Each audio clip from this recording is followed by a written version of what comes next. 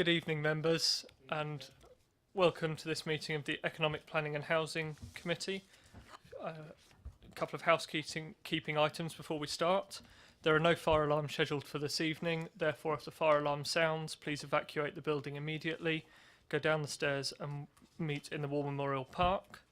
Please note that this meeting is being webcast live on the internet, and the webcast will be published to YouTube after the meeting. Can all members and public please switch off their phone or turn them to silent, please? Thank you.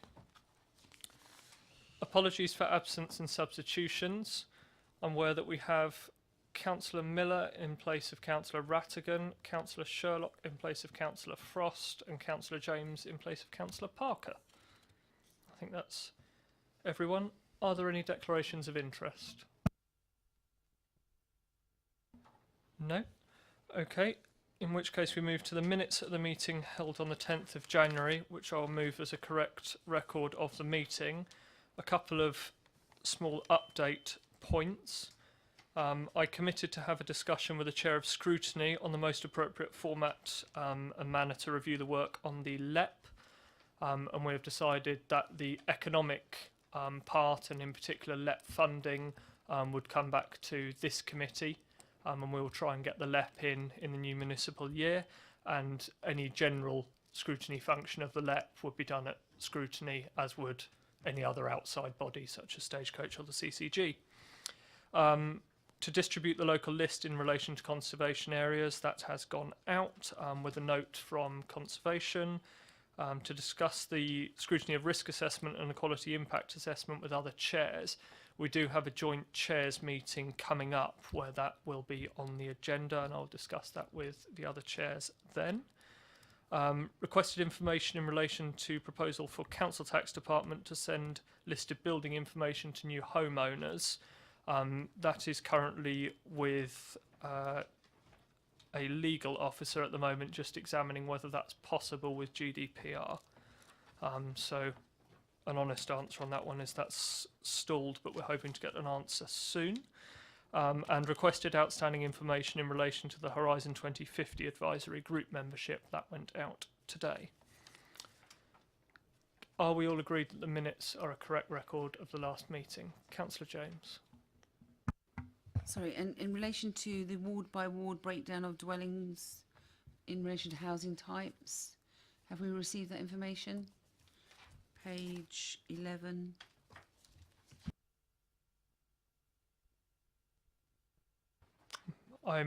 Thank you for that. I haven't seen it, but I will add it to the list because I think you're right. I don't think that's gone out. Councillor James. And again, it was officers agreed to provide a note to members on the design quality. That's the top of page 12. Yeah, we can add that one too. Okay, so we will ensure that we speak with the officers on the AMR. That was a planning paper, so I'm sure Matthew has scribbled those notes down, and we'll pick that up. Okay, Councillor Cubitt. Just for the benefit of the committee, there's that workshop for LEP as well that's imminent. Since you've raised the LEP and that we've asked to get involved, it would be great if all the members that are here attend that workshop. Thank you. Councillor James on the minutes.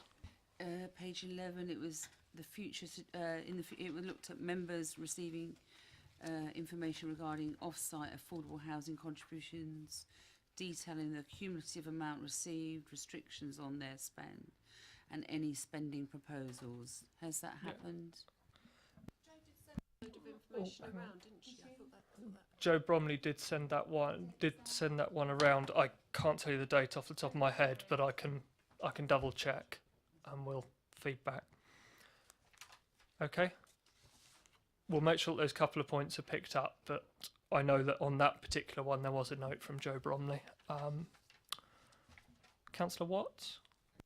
It's on page 12, reference to the golf club, says it's not in the 5-year plan because we don't consider it deliverable, but there's a pre-application going in, isn't there, in the next, if it's not already in. I just wonder whether that statement's correct anymore. I can pass over to Matthew Evans for comment. Brief. Thank you, Chairman. The note's right, it's not currently in the 5 years supply because we weren't expecting it to come forward. In terms of its deliverability, I think once a planning permission has been granted for it, then there's no reason why it can't go into the deliverable page on our annual monitoring. But at the moment, I think it would be premature to put it in as part of our 5-year deliverable supply. Thank you. In which case, are we agreed that the minutes are a correct record and we will move on? Thank you. We move on to agenda item 5, which is the cycle strategy, and I will pass over to Councillor Raffel to give an introduction. Chairman, thank you. As members will know, I have always wanted the cycling strategy to be an effective and working part of our overall transport strategy, and I undertook when we looked at the transport strategy back in the cycling strategy back in 2016, that we would bring the progress of the strategy back to this committee at regular intervals and no later than at least annually. And so this is the purpose of this report, is to bring it back to this committee so that you can note where we've got to and at the same time to receive your comments. The strategy, as you will know, is a framework document which sets out our aspirations, and this paper sets out how we have been taking a leading and proactive role in our partnership with Hampshire County Council. It would be very easy for us to just roll over and carry on as perhaps it had been done previously and say, well, this is a county matter. Well, in Basingstoke and Deane, with your blessing from all parties, we don't do that. Where there is the county, we try and take a lead with them and say, this is what we would like to do with you, the county, for the benefits of all our residents. Paragraph 2.4 sets out the improvements that have been made so far. Of course, this is work in progress. There is much more to do as the strategy unfolds, and it is a living document which will change as those improvements are introduced. And that's all I want to say at the moment. Mark Lambert will say much more better, I'm sure. Thank you, Mark. Oh, you set the bar high there. Thank you, Chair. Thank you, Councillor Raffel. Just to add to what Councillor Raffel's introduced in terms of the paper, he's recognised the fact that we're not the Highway Authority, but we do work very closely with Hampshire as the Highway Authority, and indeed we produced the transport strategy just before Christmas that we consulted on. The cycling element of that forms a key component of the transport strategy going forward, and we look to work with the county to deliver actions on the ground going forward. Paragraph 2.4 of the report sets out some physical and non-physical improvements that we've been able to implement through the strategy over the past couple of years. I'll just highlight a couple of those before we move on to wider discussion. In terms of the physical improvements, working with the county, we've been able to secure some improved cycling facilities on some of the major junction improvements around the town, most notably on the A33. Three or four of the junctions along there have been improved, and we know that Thornhill Way crossing will be improved in the future. All of these will include additional cycle facilities, some shared facilities, and improved crossing. We know in the future also that significant investments are going to be made in Brighton Hill roundabout and Thornycroft, both of which will feature improved facilities for cyclists as part of those measures. In terms of cycle parking, we've introduced additional cycle parking in the town close to the Anvil with additional hoops and some proper shelter there. And we've made some amendments to the provision in Kings Parade and Southam. Through the development control process, we've secured, or Hampshire have secured, financial contributions from some of the major schemes around the town, such as Helmston Fields, and they'll be looking to work up a scheme in the future to deliver improvements in that particular corridor along the A30. And we also continue to see improvements on the back of development, such as the improvements in Chapel Hill, linked to the Eli Lilly site. In terms of the non-physical measures, we've undertaken feasibility work on the A30 and A33 corridors, so we're able to point developers in the direction of that work when applications are coming in those corridors. We've ingrained specific guidance on cycling in the parking SPD, so developers know what our expectation is in terms of cycle parking provision in new developments, both in terms of quantity and quality. And we've ingrained further guidance on cycling in the development brief SPDs to the east of Basingstoke, Down, and we will do in due course on the golf course site as well. We're having some useful conversations with the Down team at the moment, and I'm aware that my colleague Heather in the audience has also spoken to the Down team on behalf of Cycle Basingstoke, and we're hopeful that there'll be some significant improvements on the back of that development. Going forward, the transport strategy, as I mentioned, which we consulted on over Christmas and will be adopting in June, July, will lead to further more detailed work on particular projects. So we look to take forward the cycling aspects in that respect. We'd welcome views on the actions that have been taken so far and where particular focus should be in the future, and how we should direct our efforts in terms of working with county. Thank you very much. I have a public speaker, so Heather Rainbow from Cycle Basingstoke. Welcome.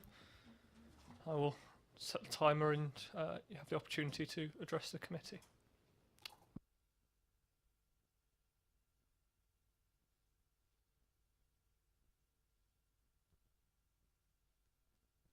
Ah, got it.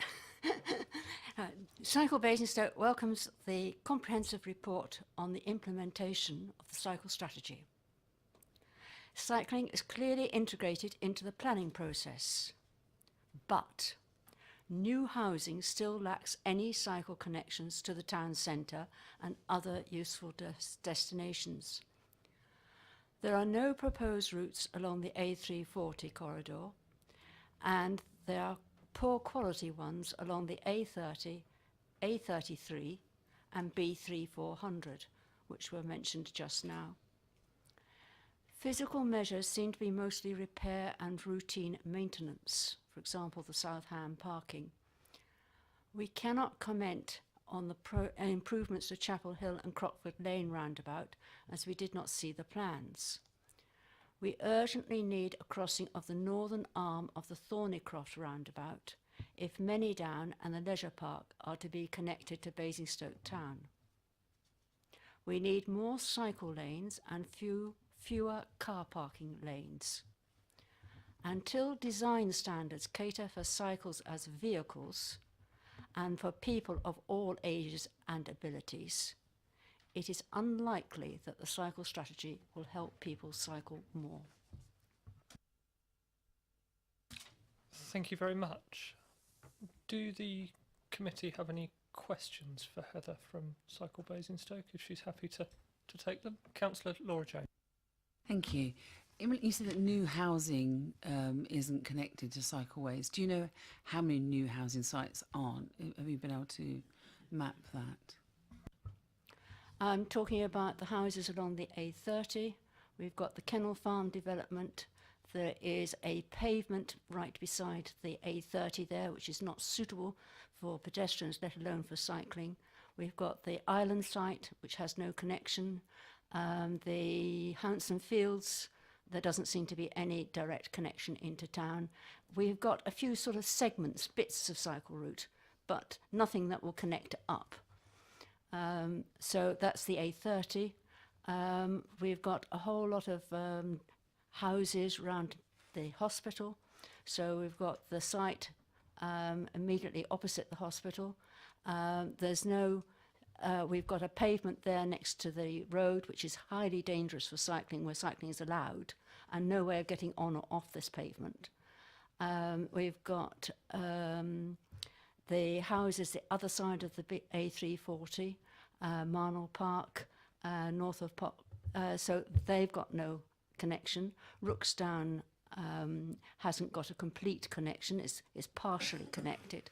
So we have a large number of houses going in with no connection, and we're talking about thousands of houses.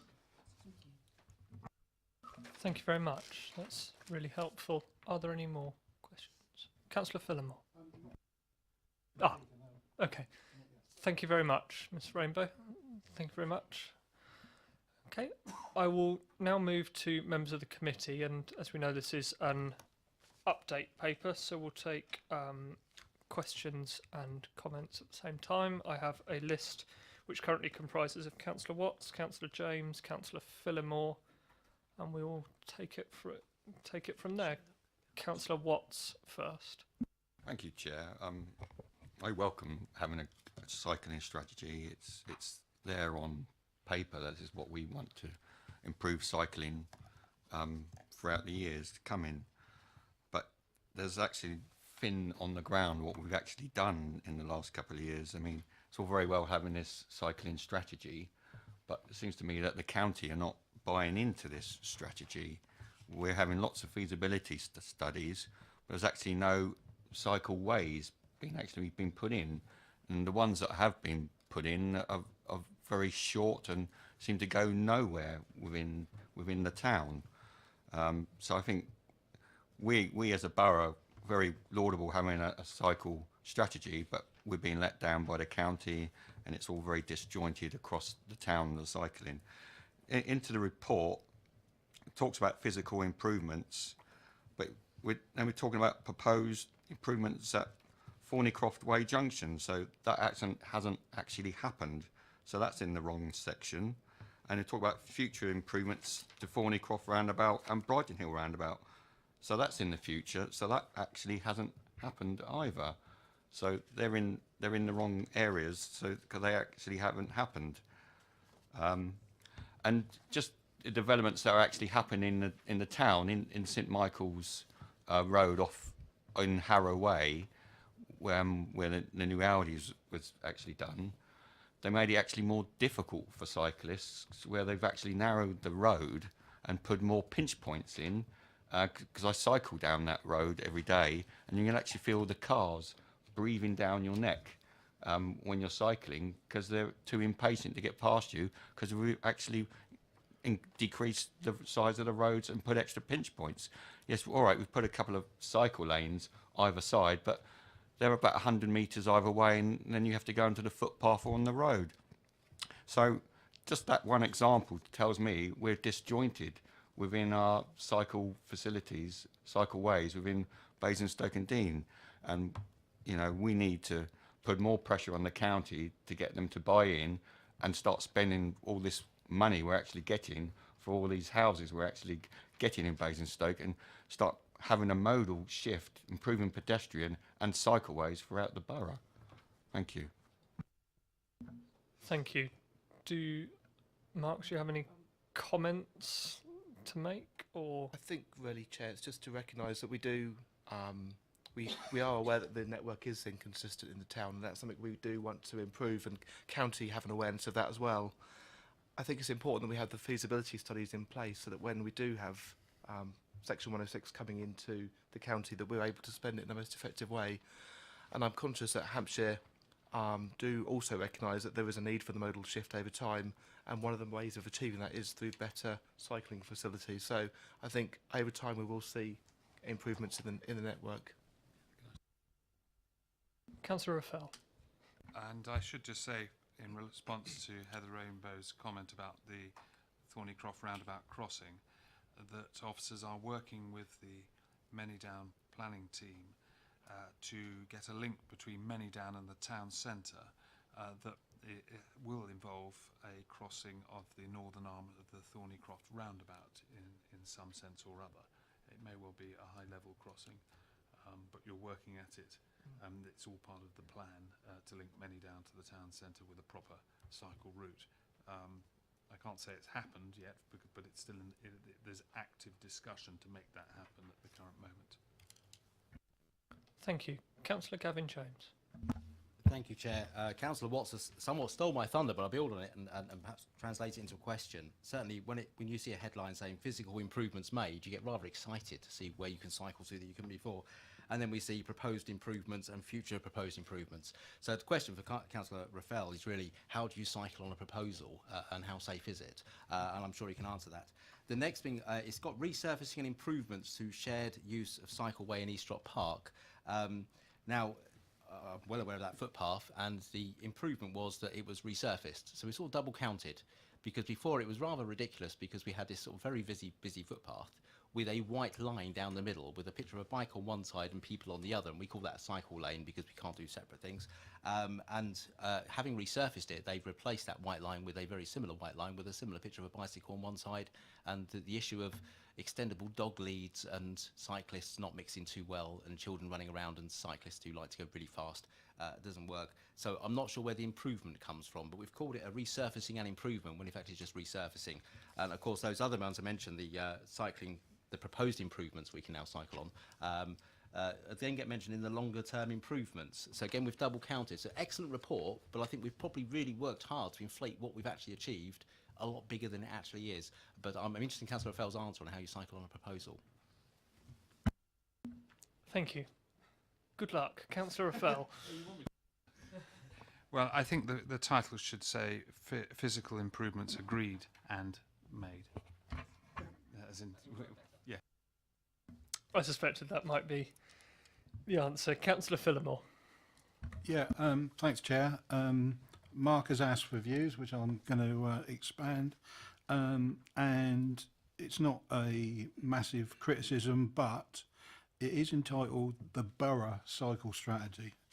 And this strategy was a very good document.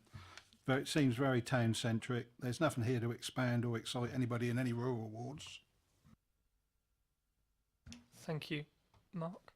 In terms of physical measures, Councillor Phillimore is right, but however we do continue to support the neighbourhood planning groups in developing schemes as they wish to do so, and I'm aware that the local infrastructure fund has been used in some locations to assist in that sense.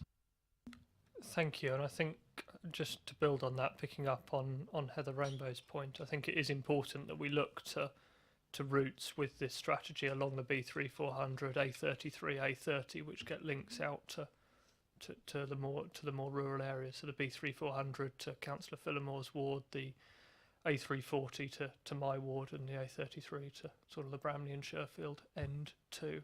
I know that some proposals are being looked at in that way with the National Cycle Network, which I believe goes through Bramley, but some bigger and some better progress on that would be most welcome.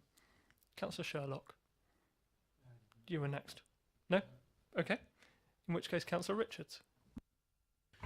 Thank you, Chairman. Yes, I was going to follow on much of what's been said, but I will come with a question, and that is, it's clearly stated here that the implementation of this strategy depends very heavily on the input from Hampshire County Council.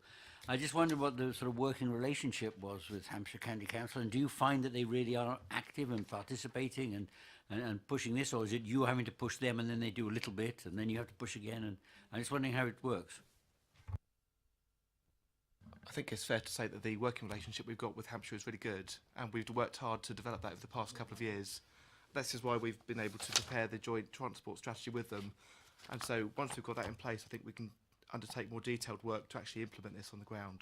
So, yeah, it's a positive relationship in that sense. Thank you. Yes, Councillor Richards. So are you actually happy with the rate of progress being made? I think we'd all like to see more progress being made, and as a cyclist myself, I'd like to see more routes around the town so I can get around more effectively. I think, though, once really we have the strategy, that is really helpful in terms of future funding bids and being able to drill down to more detail on the ground. So this is really the first step in that process. Thank you. Councillor Cubitt. Yeah, thank you, Chairman, and thank you for the policy. It all reads well. The only thing I'm slightly confused about is why did Heather make reference to all these new developments not having cycle-friendly access points? Because I would have thought under the planning application systems that we have in place already, for example, the triangle outside the hospital should have already had pavements that could handle and cater for bicycles. So whilst the aspirations are great, the consultation I understand, what's gone wrong with the existing new builds? In many cases, Hampshire have secured a Section 106 financial contribution towards future improvements. So, for example, Hounston Fields has contributed towards a pot of money that will later be spent in that particular corridor. In terms of the Priestley Road Aldermaster Road Triangle site that Heather's referred to, there is a new cycleway outside of the site to the east of the site, which runs along the A340, and that connects into the wider network, and allows connections through the subways towards the town centre. It perhaps isn't ideal in all sense in that for cyclists. There probably are some shortcomings.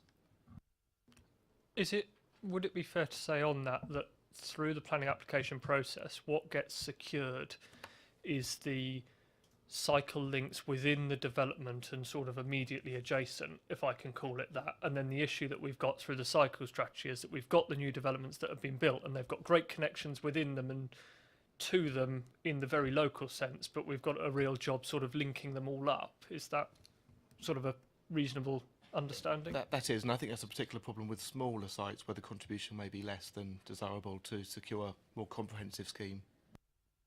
Okay, and that's where working with Hampshire is really important to get delivery. Councillor Cubitt? So, just so I understand, so for example, with the one outside the hospital, when they built it, if there's a problem with, I mean, this is really micro, I'm really sorry, but it's just fascinating to understand. When they built the development to be bicycle friendly, and I understand Hampshire County Council's then amassing a Section 106 to do the bits, but why retrofit it? Why aren't the pavements that have been built already under covenants from us requiring it to be bicycle friendly from the outset, instead of having to undo work that's only just been done and then make it bicycle friendly? It seems a bit odd to me.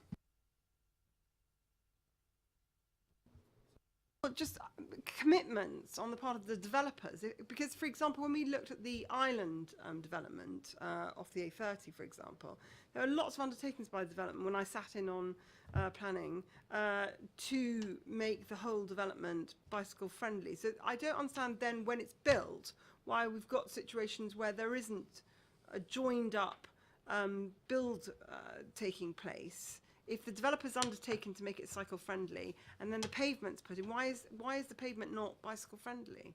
Why does it have to be retrofitted? I think it's a case of what Hampshire find to be acceptable through the planning application process, and they may be coming to review, and I can't really comment on the detail because I don't know the site, the internal layout of the site, but they may be willing to accept that the internal roads within that particular development are suitable for cycling, and that may be a view that's not shared by others. Do we get into, dare I say it, do we get into one of those debates where the challenge is trying to get the developer to go as far as you possibly can within the scope of planning policy, which might not fit with our aspirations for wider things? We can only make developers commit to so much through planning policy, whereas actually we'd like to see far more. So when it's actually built, we only get sort of some of it that we've managed to get them to commit to, and then we end up retrofitting, which of course isn't ideal, but it's sort of the planning policy system, if you like. Councillor Cubitt? Could we just, is there any chance we could have a case study? Since Heather said it doesn't work, and since it's a brand new development, and we have a cycle strategy already, and we had a planning system that had developers requiring of them cycle, why something's gone wrong? Because obviously, Heather knows her stuff. I don't cycle around Basingstoke, but if she says it doesn't work, then something's gone wrong. And I think it'd be useful for our council to work out where it's gone wrong so it can be prevented in the future. Yeah, I think we can do that. We can absolutely do that. We can get that to the committee. Councillor Miller. Thank you, Chairman. We've been zeroing in on individual developments that we're familiar with. I think we can all do that, and we could scatter ourselves all around Basingstoke and in the rural areas, and I certainly sympathise with Councillor Phillimar's remarks. Do we know the scale of the problem? Have we had a survey about where we've got cycle tracks, where we haven't got cycle tracks, and so we can judge what the scale is? And if you want to build up a program of connectivity, which is what we're talking about here, and it was highlighted by Councillor Watts earlier on, then we could evolve a program, if you like, of identifying where to connect the dots. I haven't seen it, I haven't had visibility of it, but I think it would give members in general, all members of the council, an idea of what the problem is. and then the members could offer you feedback and say, well, look, we've got developments going on here, and it may be a very good use of any kind of surplus S106 funds that might be available within the council. I don't know, but that's where I'm coming from. Do we know the scale of the problem? I believe it was in the original cycle strategy, but I'll look to Councillor Rafael, perhaps.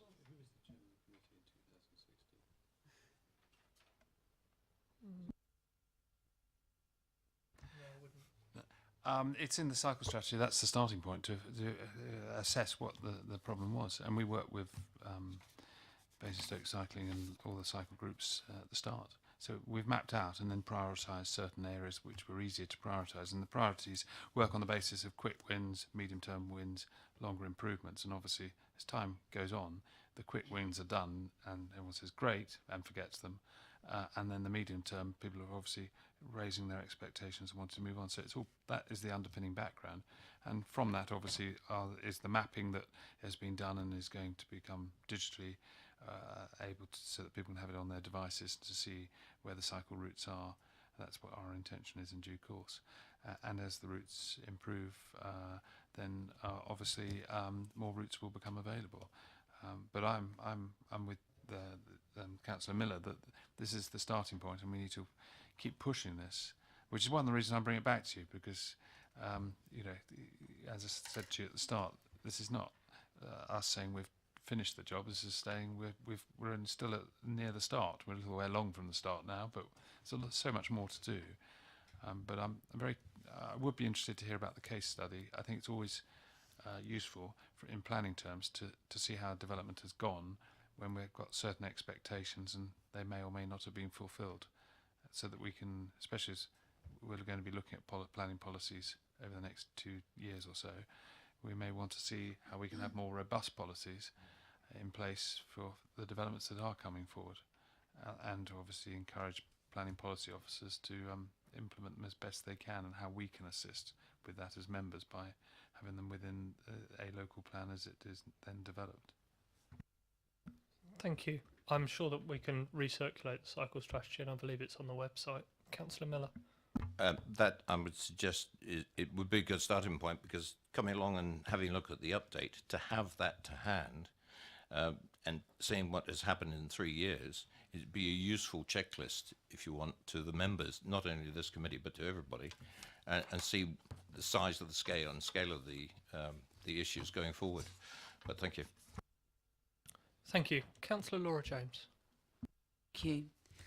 So picking up on that point, so we've had a cycle strategy since 2016, and the document refers to this includes improvements associated with new development. And I suppose what's really concerning is what Heather has said tonight about new development, and clearly this strategy is failing if we have new development and we don't have joined up cycle routes. I'd like to understand if I guess as I was sort of saying, that we should scrutinise some examples, and I think that's a great idea that Onley has come up with. And is there a standard that we all work, that we should be working to? And should we accept something that isn't standard from a developer? I'm not sure that we would in relation to a footpath, or do we? I don't know if we do. Maybe that's something we need to look at. But if you look at the actions on Appendix 1, it says improve cycle access to and within new developments, and there's officers and there's a team involved in the management use of this and determining planning applications. So I suppose as a link to the development brief, I think in relation to this case example that we're going to be looking at, I think it's important in relation to page 7 of 9, that we understand how those officers work and what they actually do in relation to each development. I don't know how it works within this council and who that is and how that's going forward. So I think that as a piece of work that's important. And I think I have concerns that if we have a strategy and we're saying this is wonderful, but new development coming forward, isn't fit for purpose, really. And also, in relation to the rest of the appendix, I'm quite concerned about some of the language within the document. It says on page 9 of 9, encourage cycling parking at destinations such as milestones and leisure centre. Surely we want to do more than encourage, don't we? I would have thought that, you know, it's a bit like any planning document. I think that that needs to be much tighter. The other one, next one down, it says lobby HCC for funding to support cycling strategy. I don't know what money we get. I think that in relation to a future update in relation to this document, we need to talk money. I really would like to understand how much money is going into cycling from county. You know, how does that work? How does that determine? Is it our function to lobby HCC? What is their shortfall? What aren't they doing that they should be doing? Then going down again at the bottom of that page, it says, consider the scope for improved signage. I think, again, we just need more definite in relation to the language of this. And the one I suppose that we have an opportunity to shape is on 8 of 9, is engage with the Manydown landowner to consider the potential for leisure routes within the country park. I mean, we don't want to consider it. It needs to, again, the language of that needs to be much more definite. And a bit further down, considered throughout HCC's approach to, I'd like to understand and ask a question really, provide new cycle routes and cycle access to schools and colleges. Quite like to have an update on how that's progressing and what has been done. So in some ways, and I get it that we're not the highways, but it's a bit disappointing. Thank you. Councillor Fell, do you want to comment? Well, I sort of share the disappointment, but perhaps from a different angle. But I share it because we're not in charge. So if we were in charge, all our collective disappointment would be even greater. But we are the leading partner, I like to say. So we're making this happen. And as one can appreciate, cycling is a long way down the list after adult social care costs that the county has to wrestle with, and among other things. So what I think will be very useful is if we bring back in the autumn some analysis of the recent developments and the difficulties that may or may not be there for cycling, and whether the policy is being implemented, or whether we need a firmer policy, looking at it from that perspective. Whether that be to this committee, whether that be in a form of a workshop that's dedicated to cycling, I'll discuss with officers. I would like to invite Heather Rainbow to perhaps put her top 3 examples to Mark Lambert of where she feels that there's been either failure or disappointment, or not reaching the high enough standards, so that they can really wrestle with those as the 3 examples that you would like to hear and work from. The sooner we do this, the better, of course, which is the point that everyone's making. So I want to get on with this. As far as other points that Councillor James has raised, I think I'll leave that to the officers to. Thank you. I think that's really helpful, offering to bring it back. I think that would be really good, and certainly if Heather and officers can engage on that, I think that would be really helpful. Mark.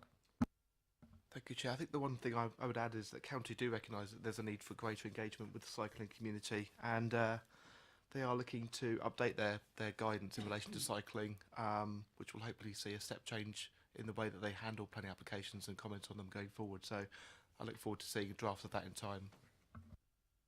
Thank you. Councillor Gavin James and then Councillor Harvey. Thank you, Chairman. Just a couple of points, really, and some may be relevant to the next local plan, perhaps. I must say, I think there's a lack of ambition in terms of cycle lanes. We seem to have this thing of, if you identify the sort of 4 inches on the left-hand side of the road and put a line down it, it becomes a cycle lane, and we're networked to a cycle path. And I really like the idea of a cycle lane that is a cycle lane for cyclists. And it's not a half a footpath or half a road, it's a separate cyclists lane, which obviously is a lot safer for children to learn. And we have this sort of problem, like I say, at Eastrop Park, where we've got a cycle lane going through the park. great for teaching your kids how to ride a bike, but then you get your serial commuter who's very serious about cycling, bombing along at 30 miles an hour, and you suddenly think, I wish you'd use the road. So there's different kinds of cyclists. So lack of ambition, we should have proper cycle lanes. In terms of highways, I mean, obviously from a planning point of view, that means possibly less houses because you need wider roads, because you need a cycle lane and a footpath, and that's something we can perhaps control in our next local plan. In terms of disappointment, Hampshire County Council don't excel at many things, but disappointment is something they are really good at, and they thrive on it as well. So don't expect too much. I'm glad your relationship with them is stronger than mine, even though I sit on the County Council, which I should declare as a non-pecuniary interest. But I think there's still a lot more we can do, and I think it's like with cycle, we've got Anvil, we've got underneath the bridge, you can put your bike. One of the biggest problems for cyclists is having your bike stolen is a terrible thing. I've been there, and it's awful, and it's dreadful. And we tend to think cycles are quite ugly things, so we'll hide them underneath a bridge, out the way, hidden away. And if you're a cyclist and you take great pride in your bike or rely on your bike, you don't want it hidden away, you want a bit of natural surveillance. So I think we need to think carefully about where we place our cycle paths in order to make sure that they're in places where people will feel they're safe. And in terms of Councillor Miller's point, absolutely right, in terms of the size of the problem, I still have an issue where I can cycle to Brookvale Village Hall from my house. It's no problem at all. But when I cycle back, I even need to cycle the wrong way on the one-way system, cycle through Festival Place. They really don't like that. Or I end up having to do the network of underpasses around Lantern Link, where you have to push your bike more times than you actually cycle it. So I could cycle there, but have to walk back, which rather defeats the object. So there's a lot more work to do around making us cycle-friendly and retrofitting those difficult roads.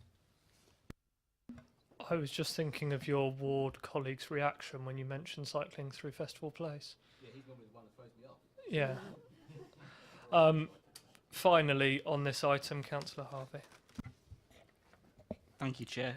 Just picking on the point that a few have made already, I know Councillor Westbrook attended the decision day down at County on the Bryden Hill corridor, the A30 growth corridor, and the Thornycroft roundabout, and it was interesting in terms of the bits that he raised there, as being, you know, the Basingstoke councillor, the only one that was there on the day, picking up the point about the Thornycroft roundabout, because the point was raised then, they could do something, but they were waiting for the leisure park before they did anything.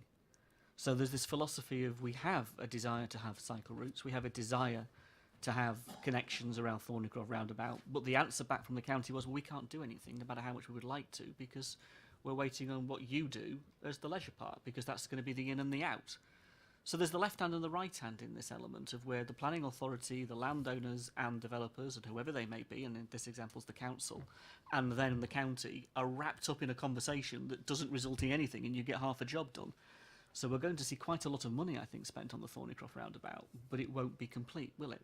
Because we've got to wait till the leisure park gets sorted out. Why? Why do we have to do that? Why is that the county's answer?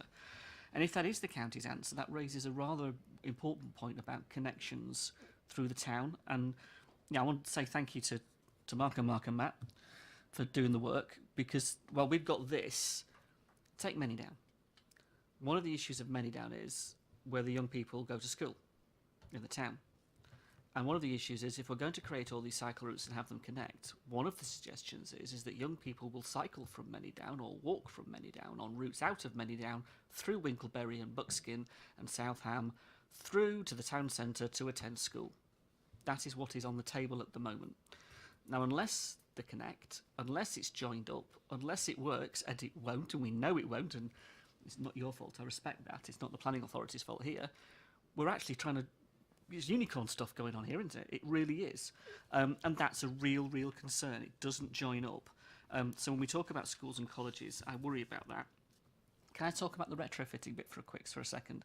One of the issues is getting Section 106 money is all well and good, but you do wind up retrofitting pathways. You do wind up taking half a pedestrian pathway to fit a cycle route on. And neither side are happy. Pedestrians aren't happy and cyclists aren't happy, because they're both in conflict over the same piece of concrete, 9 times out of 10. So it's always after the fact.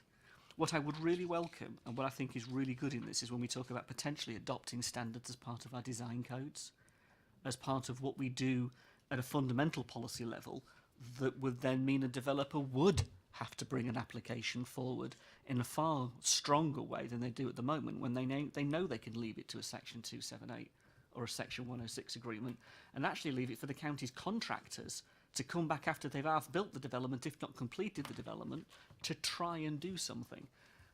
Maybe that's a way forward in terms of where we could see some positive action, that we could do something really in those design codes. And finally, can I talk about consultation? In one of the bullet points, it says down here, I just want to say this is no criticism of the officers here this evening, implementation of a shared cycle use for Chapel Hill and future improvements to the route along Vine Road. As ward councillors, we don't know anything about that. We know about Chapel Hill, and you've worked with us on that, and I'm grateful for that. We know about Norn Hill and all the issues there, but again, the Vine Road bit's new, so any information on that would be gratefully received if officers could offline supply that to us. I think we can certainly get officers to provide a note on that, and I certainly agree with your point, Councillor Harvey, about retrofitment, and I think it's that delicate balance often between carrot and stick, and when we're not the cycling authority, if you like, that's a Hampshire responsibility, there's a lot of carrot in what we've got here, but through our supplementary planning guidance or whatever, then we need to look at what levers we can pull as a local planning authority to provide the stick that says to developers, you will provide this, you will provide that. And I think that would be really helpful. Closing comments, Mark? Thank you, Chair. If I could just make one quick point around Thornycroft roundabout. Councillor Harvey mentioned the leisure park, and just to confirm, the proposed improvements that County will make next year and into the following year will make improvements to assist cyclists. They may not be as comprehensive as Heather alluded to, but they aren't at this stage dependent on the leisure park. The leisure park, the improvements will allow scope for future improvements to accommodate the leisure park as and when that comes forward. So they're just making sure that they're not prejudicing that from happening by the improvements they're undertaking. And as Councillor Raffel referred to, we are in active conversations with Many Down in terms of a crossing of the northern arm of that to try and facilitate a really direct route from Many Down towards the town centre. Thank you. Thank you very much. Just want to say thank you to members for all their comments, and they can see they're all being taken on board, and to Heather Rainbow too. Thank you very much, and thank you very much to Heather Rainbow for coming along and addressing the committee. We'll have a brief changeover of officers to agenda item 6, update on implementing changes to mandatory houses in multiple occupation licensing. Thank you.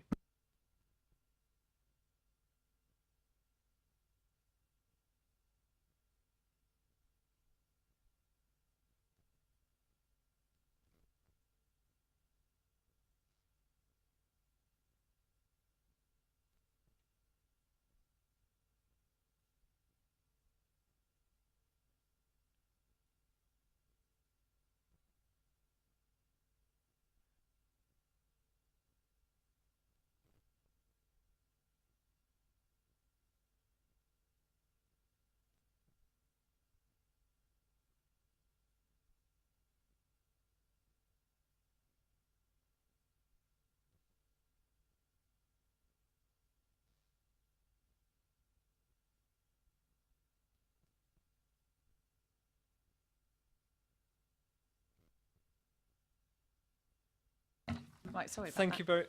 Thank you very much. We now move on to agenda item 6, and I'll pass over to Councillor Hayley Yeachus to introduce. Thank you, Chair. So this is an update paper in relation to houses in multiple occupation and the licensing of those. We were previously at this committee to discuss this issue back in, it was a year ago, March 2018, it's gone quick. So obviously all the information is in there. This council does provide a high level of protection to residents who live in HMOs. We routinely inspect all the HMOs, and we don't just inspect the ones that fall under the national mandatory licensing regime. We inspect the others as well. There is a relatively low number of HMOs in Basingstoke compared to the other areas, but the council is really proactive in this area, and this does put the council in a very strong position to respond to the national changes that took place in relation to licensing recently, just in last October 2018. And I suppose it is really important to say that houses of multiple occupation, they do form a vital part of the private rented sector and often provide accommodation for those people whose housing options are limited. So we do take them as very important, and we do, and the officer team do, as I say, regularly inspect them. And this is an update given the changes that happened in October. Thank you. Do Tom or Darren have anything to add? Tom? Yeah, just very briefly to update the committee. So the key change that happened last October was that any HMO, regardless of the number of floors, would require a mandatory licence if there are 5 or more occupants forming 2 or more separate households. Prior to that, it was just properties that were 3 stories or more in height. So historically, the Borough Council has been very proactive with HMOs, and we've always inspected those that are licensed and those that are not. And this put us in a really, really strong position to move forward and to license those properties that fell into the licensing regime from October. We did an awful lot to raise awareness of the changes. So we contacted all of the landlords of non-licensed HMOs that we were aware of. That included telephone calls, mail shots, and responding to any questions they had. We also ran a social media campaign using Twitter and Facebook. An article was put in Basingstoke and Dean today in September. We also leafleted a particular hotspot area within Norden. And there was also a lot of trade publicity about these changes as well. So it's really well publicised and before this all came into effect. So in point 3, chapter 3 of the report, it just highlights the changes that we've seen. So when we came to committee last March, there were 33 licensed HMOs. As of middle of January, that's now jumped up more than doubled to 79 that are now licensed by us.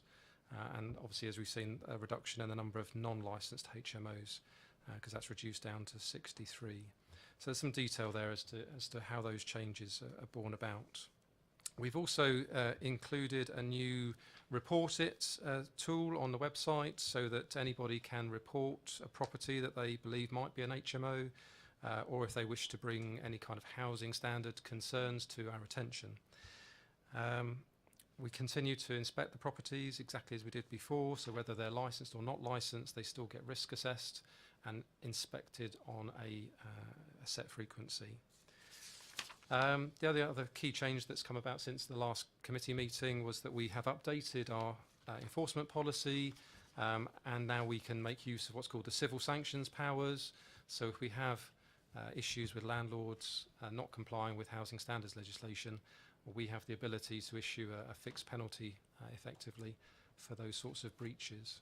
So again, we've strengthened the council's powers to tackle those sorts of issues. That's it really, and just want to pass it over to questions. Thank you. This is an update paper, so we'll take just questions on the paper. Councillor Cubitt was first. I don't actually have any questions. I just wanted to say thank you very much. It's really comprehensive and it looks like you're doing a fabulous job. Well done. Thank you. Councillor Gavin Jones. It's a question, it may be that it's easily answerable. One of the problems I have is the amount of small properties, the 2-bedroom houses that have 4 people living in it, which obviously falls under the radar of this because we have this 5-people rule. And in areas where, I guess Brookvale's the same, and certainly parts of Southam, Norden, as well as Eastrop, where you've got parking deficiency, it becomes a real problem when you've got 4 adults living in a 2-bedroom house and no parking anywhere around. What power is there that we have as a council to start looking at those smaller HMOs, if any? And also, you talk about you inspect the properties, but kind of how much power is there to inspect the neighbourhood? Because obviously it's not the properties that people are quite happily living in, it's the impact on the neighbours and everything else that seems to be, particularly around parking, that is generally the bigger issue. Is there any way we can go further and expand our enforcement powers to other properties? Tom? Well, firstly, there's obviously a planning element to that. So, you know, irrespective of the number of bedrooms, number of occupants, if it's within the Article 4 area, of the town centre, then it would require planning permission. If it was existing, or sorry, if it came into being after the Article 4 came into effect, which I think was 2014, thereabouts. So there might be a requirement for them to get planning permission, but so that would take into account considerations such as parking in the vicinity. That'd be a material consideration if that HMO then goes through the planning process. In terms of just more general powers, clearly, yes, we have enforcement powers in any sort of rented property. If there are concerns any tenants have got about the conditions of those properties, then of course they can report those to us confidentially, and then we can engage with the landlord as necessary to address any issues that of concern. What if neighbours had the issue? Well, I suppose our role is in terms of checking that the standards of the property do not pose a risk to the people living there. If neighbours have concerns, it depends what those concerns might be. If they're about noise, clearly we can investigate noise complaints. If it's about parking issues, then really the only answer in that situation is it becomes the planning route, and we'd consider whether or not it does require planning permission, and then it would be considered as part of that process. Unless, of course, the cars are illegally parked, in which case, presumably, it's a police matter. Yeah. Okay. Are there any more questions? Councillor Laura James. Thank you. Can I ask a question about the monitoring? On the back of page 4 or 6, it talks about in the calendar year of 2017-18, there were 37 inspections. Within the borough, there was that's of licensed and a few unlicensed properties. There were 140 HMOs. My concern is that we only had inspections on 37. Why is that? Yep, happy to explain. So in terms of the way we risk assess properties, so it's the same sort of approach we take to, say, for example, food hygiene businesses. They're risk assessed. As we set out in the report, we look at the standards in that accommodation. We look at their level of compliance with the legislation and the confidence we have in management, and you come up with a risk assessed score, and that will then determine the risk rating for the premises, and that will influence then how often they get inspected. So exactly the same principle we use in food hygiene that we apply in the context of housing standards. So they don't get inspected every year. If they are very compliant and perhaps have a low number of occupants compared to others, then they'll get inspected up to every 5 years. But the majority are getting inspected more frequently than that, I should say, probably every 2 years. 3 years. Yeah, so it depends on the risk they pose as to how often they get inspected. We don't inspect all HMOs once a year regardless. We take a risk-based proportionate approach to our inspections. Thank you. Councillor Laura James. Sorry. So of those at that time in 2018, of those 140 HMOs, did all of those have a risk assessment carried out? When does that take place, and how often do you do a risk assessment if it is? Am I on? Yes, I am. The risk assessment takes place prior to licensing, so we won't license the property without that risk assessment taking place. And the properties are re-risk assessed during each programmed inspection. So the risk assessment determines the frequency of inspection. Obviously, that can go up or down. What I was asking is, of the... Can we have one mic? That's it. Okay. Thank you. Sorry, of those that weren't licensed, which at that time was 107, were all of those did all of those have a risk assessment, and how often is that carried out? All of the ones that we knew about prior to licensing, yes, they would all have had a current risk assessment. So they all came within the risk assessment regime. Yes, they did. Can I also ask, in relation to the leaflet drop in Norden, you don't have to do this now, but if you could just tell me what hotspot offline, if you like, was carried out, and could we expand that? I mean, and also why just Norden? Because if you look at the table of, Brook Vale has got a really high percentage of HMOs, Brighton Hill North, Popley. Why just that one area? And was it just one hotspot, or can we, now we have, since October the 1st, can we do some more profiling and raising of awareness? Because just this week we found another HMO, so they're coming forward all the time. Is it possible to increase the campaign to make people aware? And what can be done?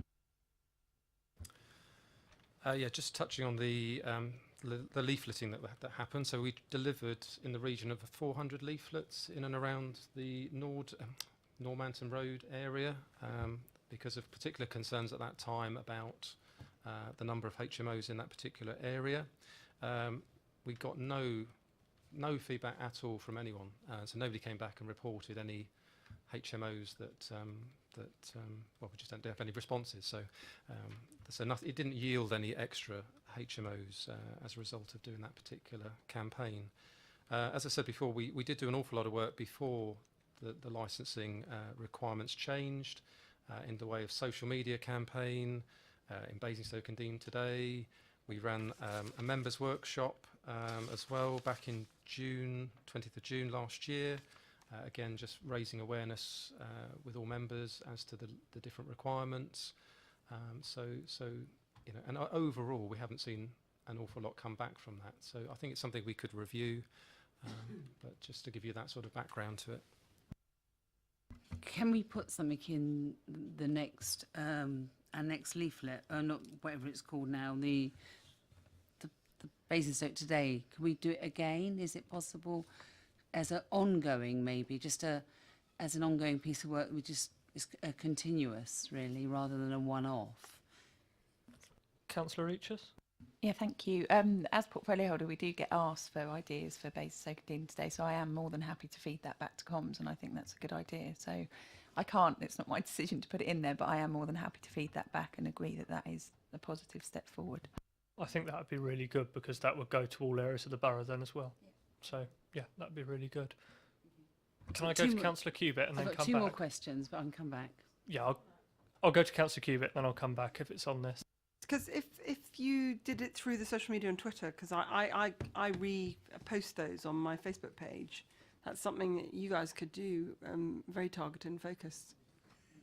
Yeah, absolutely. I'm happy again to take that back to the comms team about, because we do quite a lot of social media campaigns at the moment, which seem to do really well. So, thank you, Councillor Laura James.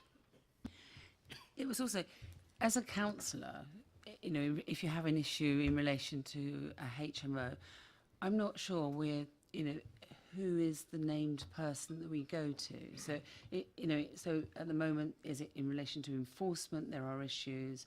Is it a HMO that is licensed? Is it not licensed? If it's an environmental health issue in relation to noise, how is that joined up within the council? How does it work?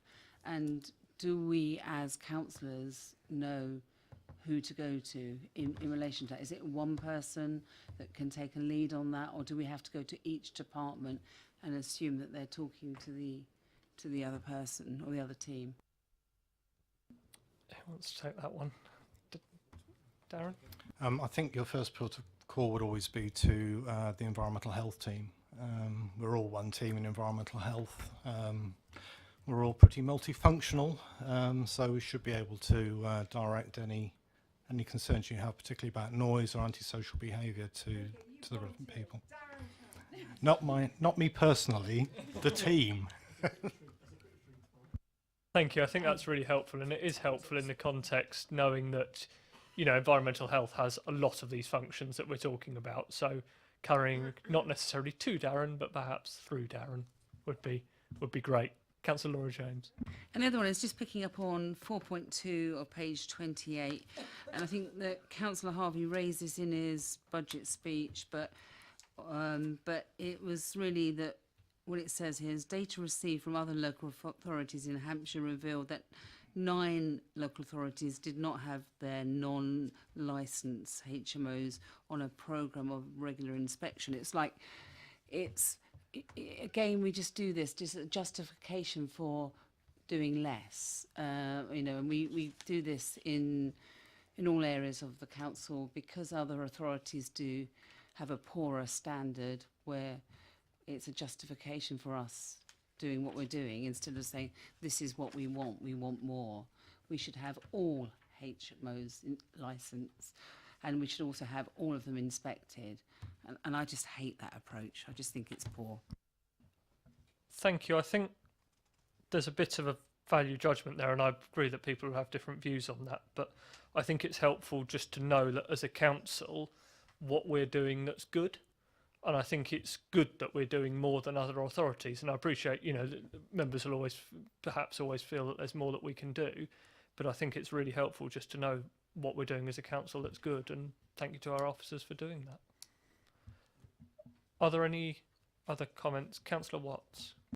It's just to get in my own head, trying to get my head around it. The government introduced legislation last October where all HMOs have to be licensed, but in the whole report it goes on about current unlicensed HMOs within the borough.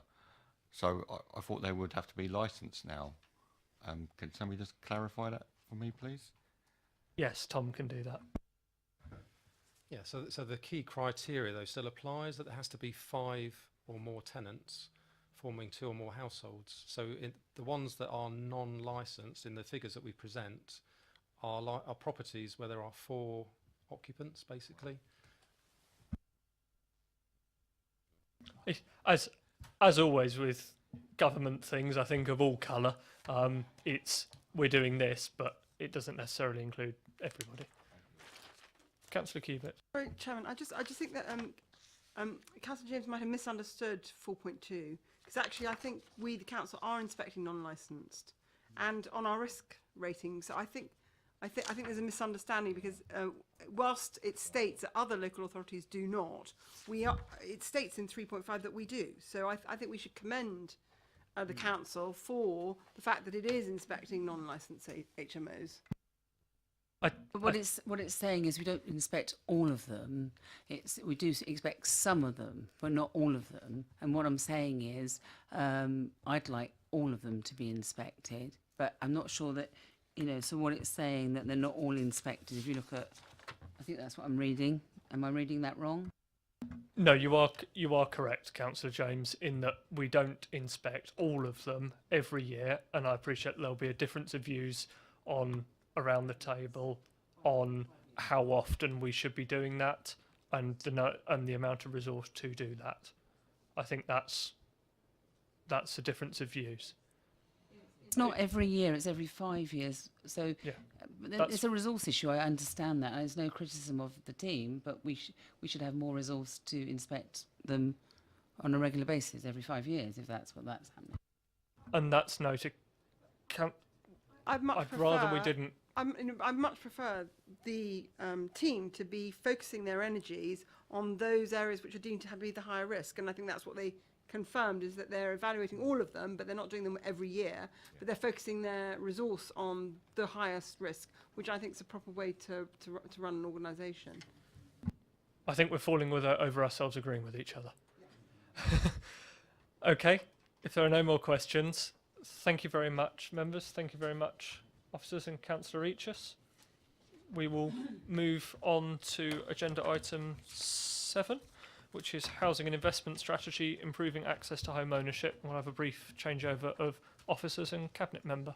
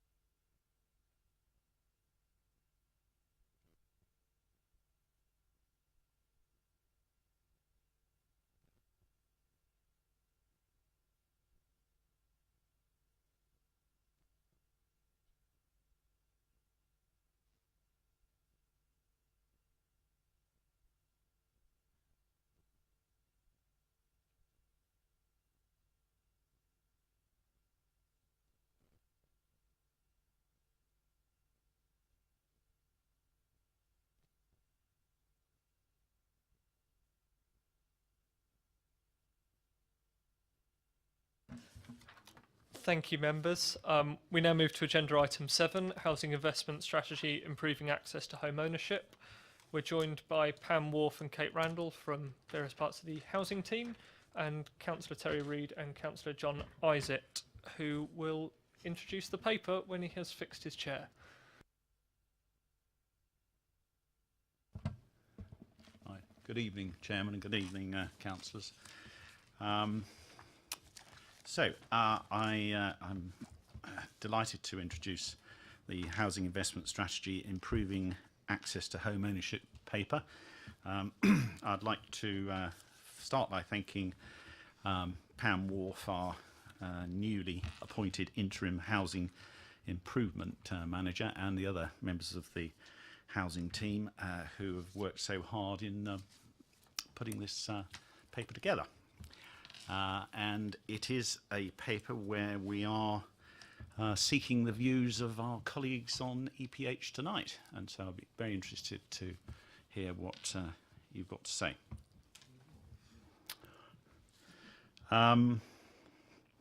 As a council, it's important that we do what we can to ensure that our residents have well-built, good quality homes, decent, affordable and secure.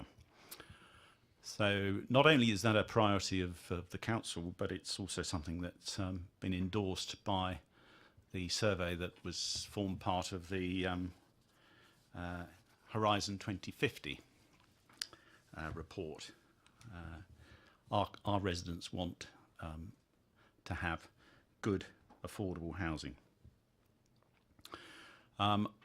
I think as a council that we've made some very good progress over the years, and including in that the success we've achieved in delivering a quite demanding affordable policy of 40% through our local plan, which is being delivered on major schemes by developers, which is not always the case in other parts of the country. We've also achieved a good turnaround of planning applications, and the planning department has its performance has improved markedly over the years. So I congratulate the planning team. I think we have some 5,000 planning permissions that are ready to be implemented currently. We are doing much better as the distance from the banking crisis gets longer, with the private sector now building many more homes. I think that in May of last year, there's something in the order of 1,500 houses under construction, which needs to be set against the housing target for the borough of 850 homes per annum. Obviously, there's a backlog, but we are, I hope, making good headway in clawing that backlog back.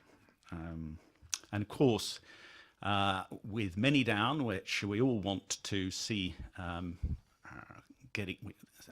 starting and getting planning permission for, we as a council, alongside the private sector partner and Hampshire County Council, are looking to deliver 3,500 new homes, good quality homes, at many down in the first phase, and of that 40% will be affordable, so something in the order of 1,400 affordable homes.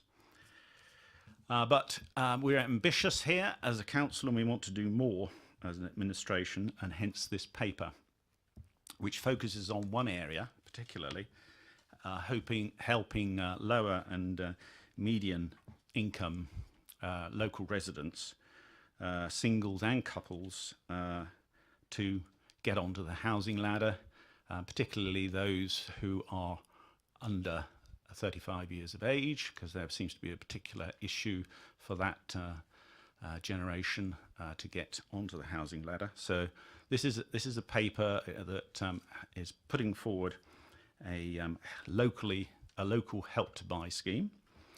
There are other initiatives in the report, and the proposal is that we will move forward with those very quickly, including this month. Pam Wharf will summarise these. I think you're going to give a presentation. That's right, isn't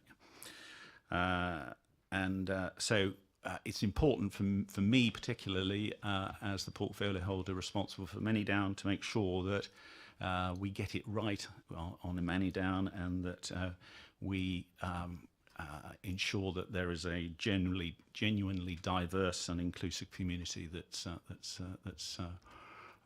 comes into being at Manydown. So that's enough from me, and I look forward to hearing the debate and the views of fellow councillors. Thank you. Councillor Reid, did you have anything to add? Or? Thank you, Chair. Just very, very briefly. I just wanted to stress that I know this is a technical paper in terms of what the proposals are, and in terms of bringing forward, for example, the equity loan and so on.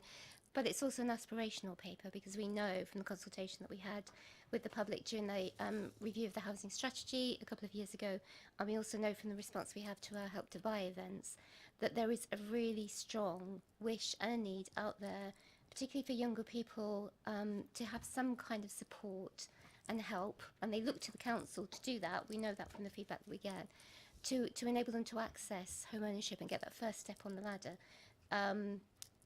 That comes through really clear as a message from many of our residents, and we know it's a real difficulty. So if there's anything that we can do to assist that, and that's what this paper is about, then I think we absolutely should support that aspiration. I know it's one sector of the community that we perhaps haven't been able to help so far. We've done a fair amount with our housing strategy to help a number of sectors of the more vulnerable of our residents.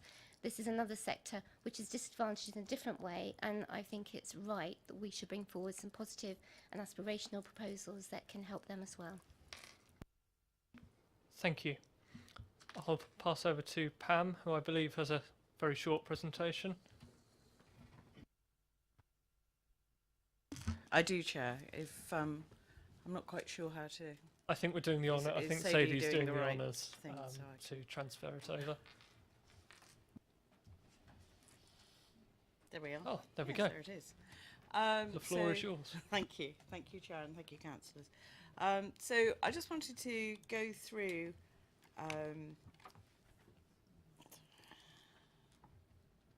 There we are. So looking just very briefly at what is the purpose of the report, what is the problem it's trying to solve, what are some of the ideas that we've got to do that, and then what are the next steps. So what is the purpose of the report? Well, quite a simple one, and both councillors have articulated it. It's really to find ways to improve access to home ownership in Basingstoke and Deane. So that's the fundamental approach. And what is this problem that we're trying to solve? I don't know if people can see on that chart. The red line is this is from the House of Commons Library, and it's national data.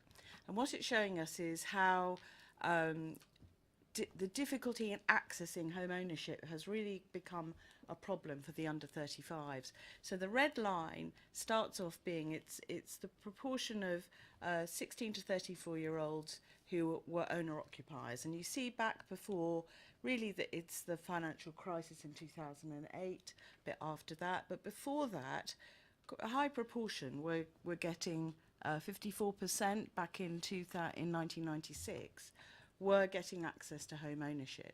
And then you see it absolutely drop, and the rise in private renting. And so now we've got the reverse, where actually more young people are having to rent, and when we say young, we are talking right up to 35. More are having to rent rather than being able to buy. And so if you see that as the national picture, if we then think about what's the local picture. So I found this a really, really interesting piece of work to do, because the council has very good data, and so it's quite easy to work out. We have good data about people's incomes in the borough, and so it's quite easy to work out sort of what they can and can't afford. And looking at single parents and single people, the people in the top row on the lowest quartile of earnings, which is around 18,500, they can get shared ownership, but that is pretty marginal. because shared ownership, you're paying mortgage and a rent, and really you can only do that on a 5 times income, which isn't really, I would say it's sort of it is extremely marginal, and perhaps it would be wrong to encourage people to move into shared ownership with that sort of income multiplier. But then if we look at those single parents and single people on even median incomes, well, they can access shared ownership, and in theory they can access the government's Help to Buy scheme. But the problem with the Help to Buy scheme is it only is for new build. And when you look at the homes, which it's actually been very successful in the borough and lots of people have used it, but the average deposit is 71,000, which means the homes that are being bought are about 375,000, and that is way beyond and out of the reach of this group of people. And the same applies to couples and couples with children on our lowest quartile, so 28,000, around that level. Again, can do shared ownership, but it's not to everyone's taste because of the rent and mortgage part of it. And again, they can't get access to the new build that there is out there. So what have we come up with? Well, the first idea is this Basingstoke and Dean equity loan scheme. And if the government scheme, as I've said, focuses solely on new build, and if you actually look at some of the existing homes that are up for sale, with some help, people could get into those. So we're looking at the same model because the government scheme has been very successful. People understand it. Our Help to Buy events show that people are very keen on it. So we would do the same thing. So it would be an equity loan secured on the property from us. It would be of no interest for 5 years, and it would be up to £30,000. We then share in the uplift of that equity when the property is sold, and obviously we get interest if it's beyond 5 years. The other idea we've got, the Help to Buy event, as we said, has been very popular, and it's quite simple for us. Luckily, Kate's agreed that her team can help do that. So we will do at least one more a year, and we think that's very achievable. And what's particularly people find most useful out of their sessions is the independent financial advice, isn't it, Kate? Then our third idea is to really try and get people to come to us with their ideas. So we're going to do what we're calling a market testing day on the 21st of March. And just today I've been doing emails out, and we've done what's called a prior information notice, so we can get the most ideas possible, people coming to us with suggestions. Now this could be anything from, could we build the homes, the new build, could they be cheaper to build? Not bad quality, but could they be cheaper to build so that people can afford them better? And that might be looking at good quality modular. Are there better financial offers that could be out there? Are there is there some technology? You know, for instance, there are a lot of quite often shared ownership advertised on things like Zoopla and whatever. But if you're not always alert to that, you might miss one. So there could be something around that. But I think also the particularly interesting ideas that there are out there, and that we're looking to have people bring to us in a bit more detail, are where you put the finance and the building ones together. So there is a company called Rent Plus who've been working with Plymouth, and what they do is they rent out a property. They're just building them now, so it's not entirely tried and tested, but they build properties for rent, and then every 5 years the people who are renting are offered, do you want to buy, and they offer them a 10% deposit.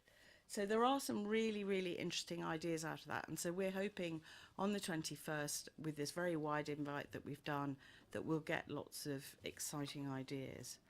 And just finally to say, so what's the next steps? Well, we're looking for the input from tonight to sort of test out the ideas that are in this paper. And the principle is that we will then take it forward to a cabinet report in June, because obviously the equity loan scheme would have to have cabinet and cabinet approval. That was it. Thank you very much. Yes, if we can switch back, that would be great. Thank you very much for a very comprehensive report and presentation. I think that's given members a a really good overview. I'm proposing to go through this. So if we look at page 39 of our agenda packs, item 4, key issues for consideration, and then we've got each 3 leading from there, and I'm proposing to go through it in that way. So the first one is proposal for early implementation, expanding the event days and approach to awareness. So are there any comments on that? Councillor Cubitt was first, and then Councillor Laura James. Sorry, I was going to ask a question in relation to 4.2.1. Do you want to just kick off with 4.1 then? Yeah, we'll stick with 4.1. We'll do them in order. Councillor Laura James on expanding the event days and approach to awareness. I've got lots of questions in relation to the report. I'm happy to. I would like to go through the reports. I've got loads of questions in relation to that I'd like to ask, please. The report is subdivided into 3 key areas, and that is the expanding the event days, the Borough Council equity scheme, which I suspect we'll have the most debate on, and the soft market testing ideas for low cost home ownership. That's how the report focuses, so we'll go through it in each of those orders. So if you can shape your questions and comments, if you like, into those 3 areas. So have any members got any questions on expanding the event days and approach to awareness? Councillor Cubitt. Just anecdotally, on the expanding, I think it's a great idea. I know that when I was speaking to people that live in Basingstoke that were very interested, a couple of them worked in retail on Saturdays, and we were running them on Saturdays. So I don't know whether, is that not correct?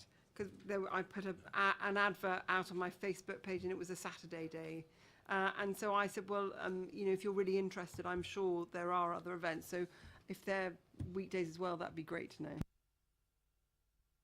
I think that one might have been an event that was running in Rushmore and Hart that helped by the regional agent organised. Our own particular Basingstoke and Dean specific event we've had during a weekday, and we've run it from 3 o'clock in the afternoon until 8 o'clock. So it's really sort of taking the point on board that it covers a broad range of people working and non-working.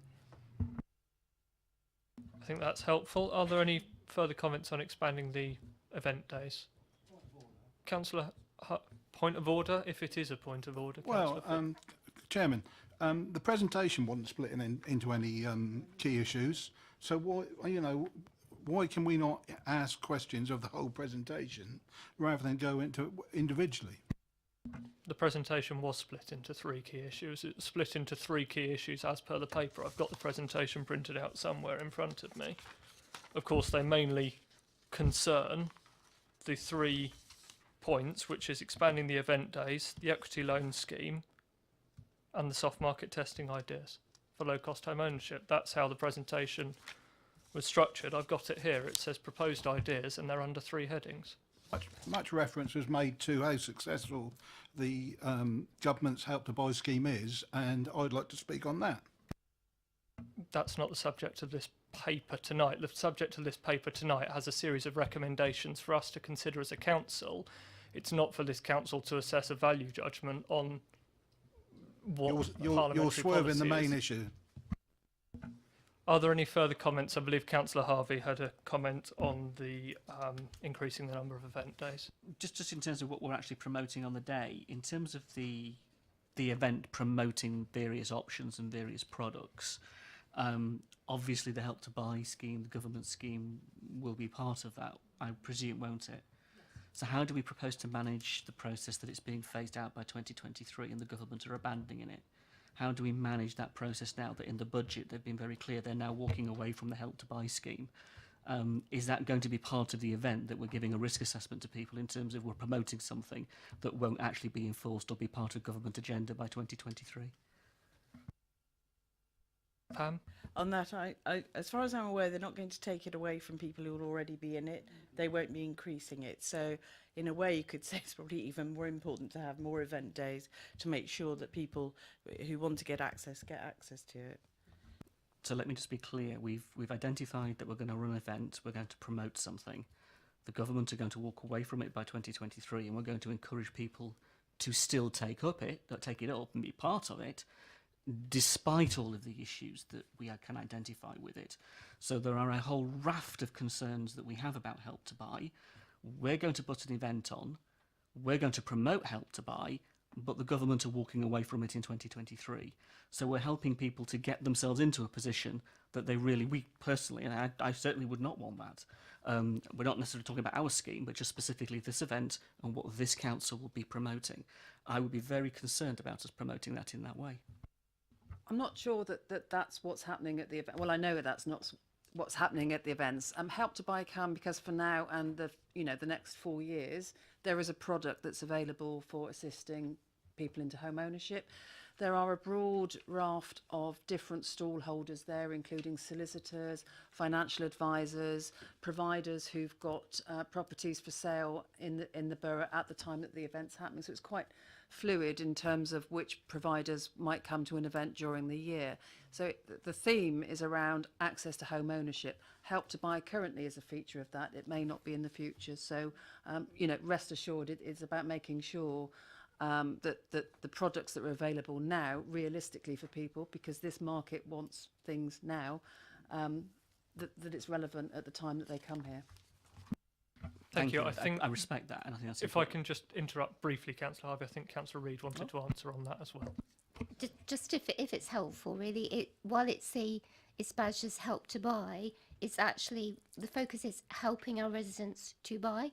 It isn't actually the government Help to Buy scheme specifically. So as Kate says, there's a whole range of different options and providers there, and it covers a very wide area, and things like financial advice, which are prove very popular.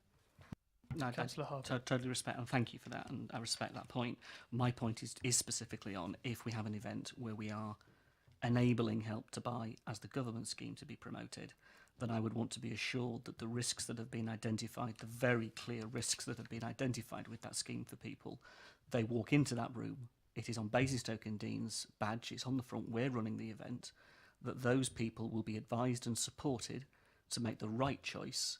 And if it is right for them, that's fine. But for many, many people, we're now seeing case after case after case where it is not right for them.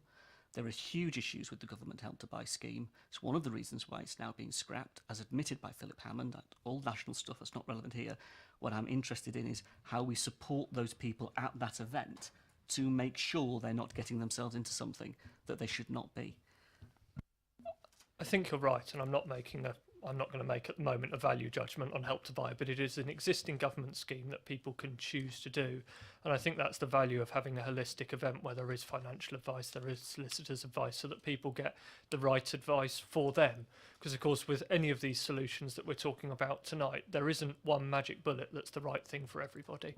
It's about a range of options, and it's making sure that everybody is helped at all steps along the ladder. There'll be people who are more suited to social housing, there'll be people who are more suited to low cost home ownership, there'll be people who are more suited to shared ownership, there'll be people who are more suited to market ownership. And this paper tonight, in the main, talks about one of those things, but that's not to detract from any of the others. And I think one of the great things about the Help to Buy event, if you like, is it does have that holistic section of advice, and certainly I went along as a councillor to see what's been going on at those events, and it was really good, and the people really valued the event and advice there, and housing advisors are there as well. So I think that's really helpful. So on expanding the event days, are we all broadly in agreement that one more a year is a good thing? Was that your hand up, Councillor Watts, or were you adjusting your microphone? No. Okay, just wanted to make sure I didn't miss you. We'll then move on to 4.2, the Basingstoke and Dean Borough Council Equity Loan Scheme, which I suspect is the main subject of tonight's comments. Councillor Laura James to start. Thank you. The report makes reference to people having to be on the register on the housing register for 2 years. I suppose my concern is those people that are not on the register, that are in housing need, and I know that possibly Kate would say, well, they're not in housing need.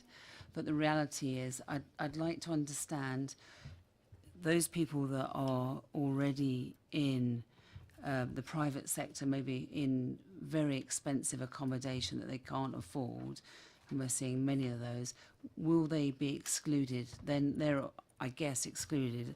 It's all of those people, families that are in that situation, people that are in inappropriate accommodation at the moment but are not on the register. Could we understand what you mean by on the register and who's not going to be included?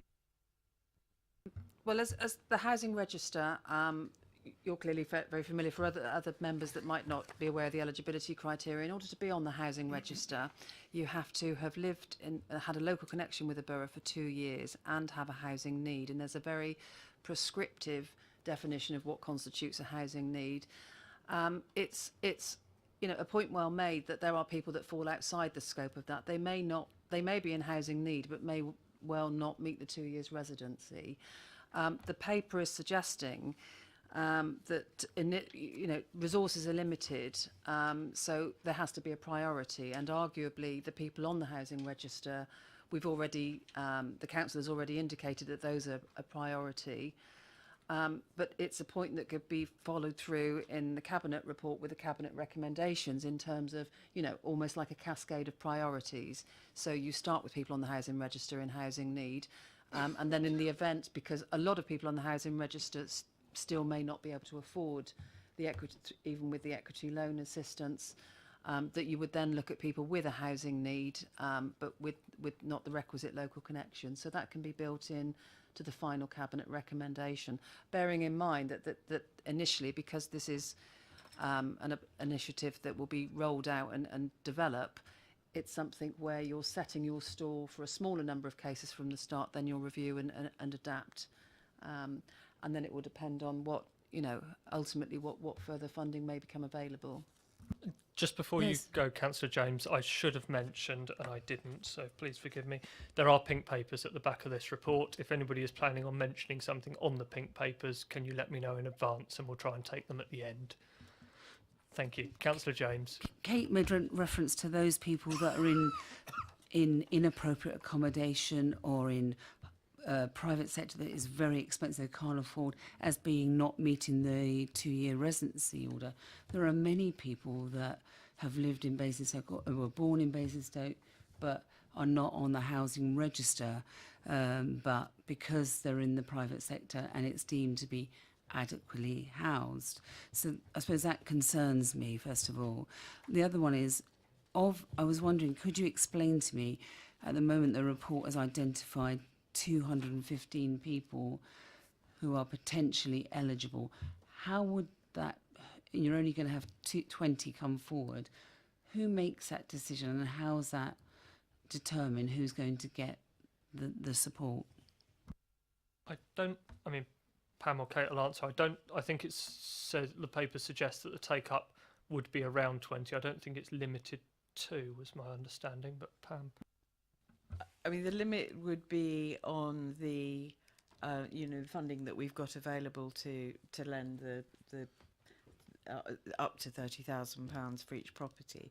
I would say that, I mentioned in the paper that West Berkshire have been running something very similar for the last 9 years, and actually they haven't had I don't think they have quite as good a way as advertising what they do for low cost home ownership as we do. But they have only helped about 30 households over that time. So, I think it is quite, we'll wait and see. I think it's quite a niche product, literally a niche product, and therefore we'll have to see how many people really want it. We did do, as I've mentioned also in the report, a mail out to the people that we have on a email group, and of the 90 who responded, about 87 were pretty interested in it. So I think there is demand out there, but obviously people then will have to go through a financial test. We will also rely on mortgage companies to do some of that work. So there's quite a lot of detail which we'll bring back probably with the cabinet report about how we would actually manage the scheme. And so some of that, we can pick up some of that detail. On that point, Councillor Isaac. Thank you, Chairman. The observation I'd make is that I think that it is right that we as a council should prioritise those people with a local connection. we're here to look after our residents first and foremost. But I think Councillor James makes an interesting point about people who are not on the housing register but are in private rented, and so yep, I would look to take that away. Thank you. And that's the sort of thing that I was hoping that this session would spark. Thank you. That's really helpful. Thank you.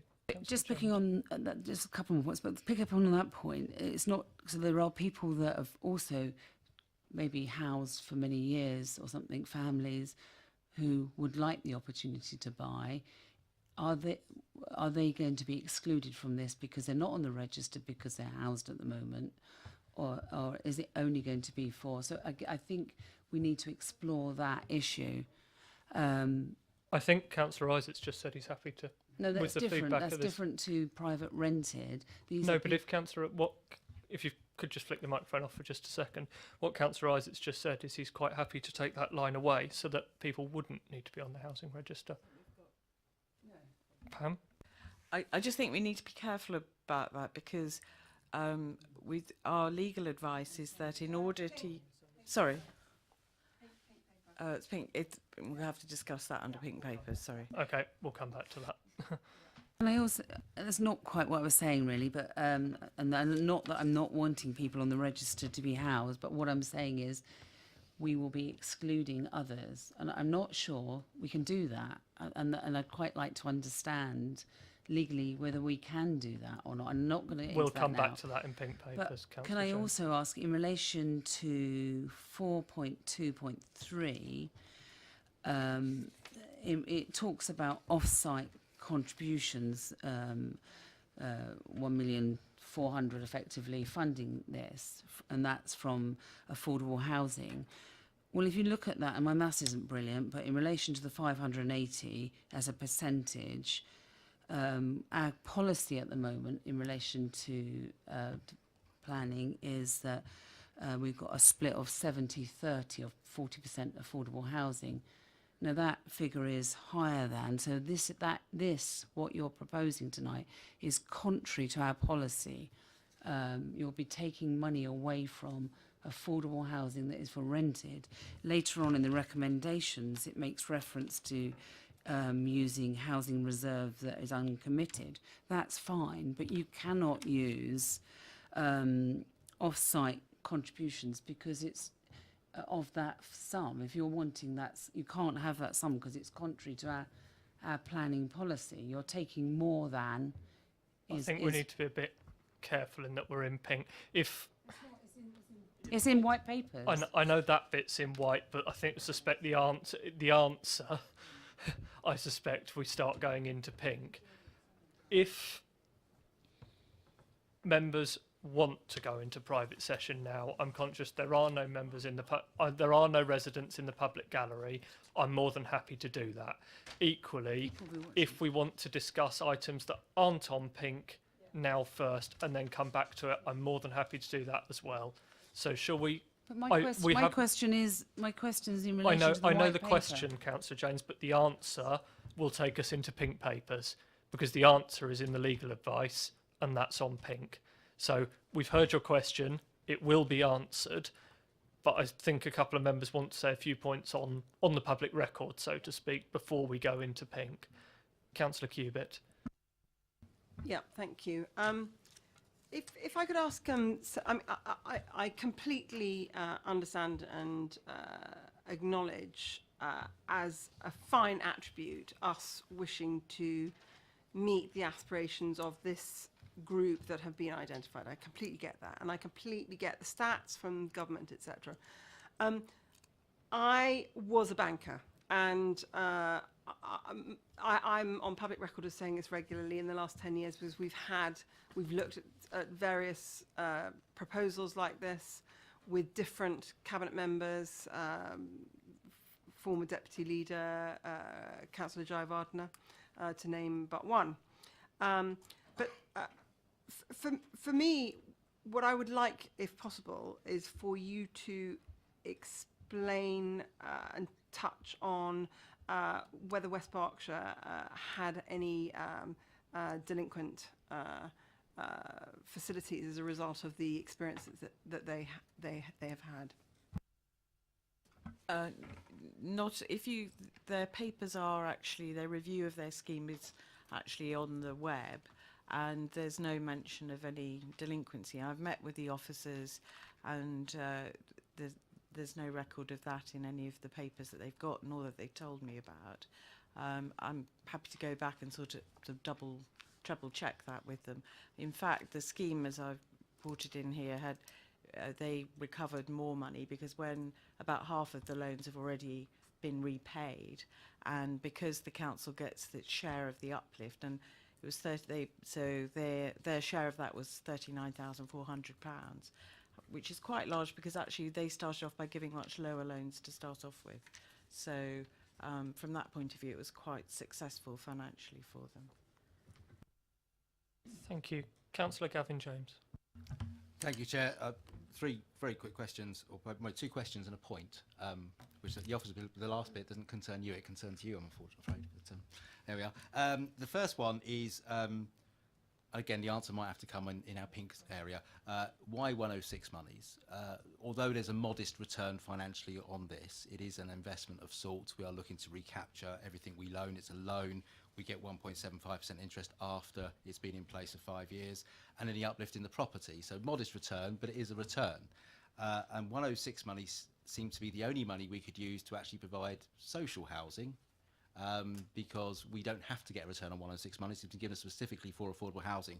So I'm concerned we're taking money out of a pot that really should be used for social housing when we've money in other pots earning 1.75% in bonds, etc., that we could use instead. So I made that point, asked that question. I'm sure the answer could flow from that. The second one is more of a technical question that's really messed up my mind, and that's about what happens to house prices. Because there's always a fear I have that when you create something like this, you create a market for first-time buyers that come into the market, and it has an effect of then pushing up prices generally because demand outstrips supply.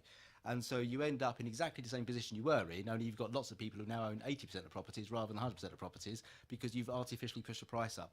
So that concerns me. And the other one, especially for Rebecca, she sat so quietly well and often needs something to do, is, and it builds on Laura James's point earlier, on page 54, we've compared with Reading this time, and I think there is a thing in this council where there's a risk that someone, I'm sure we wouldn't, but we cherry pick authorities to compare with.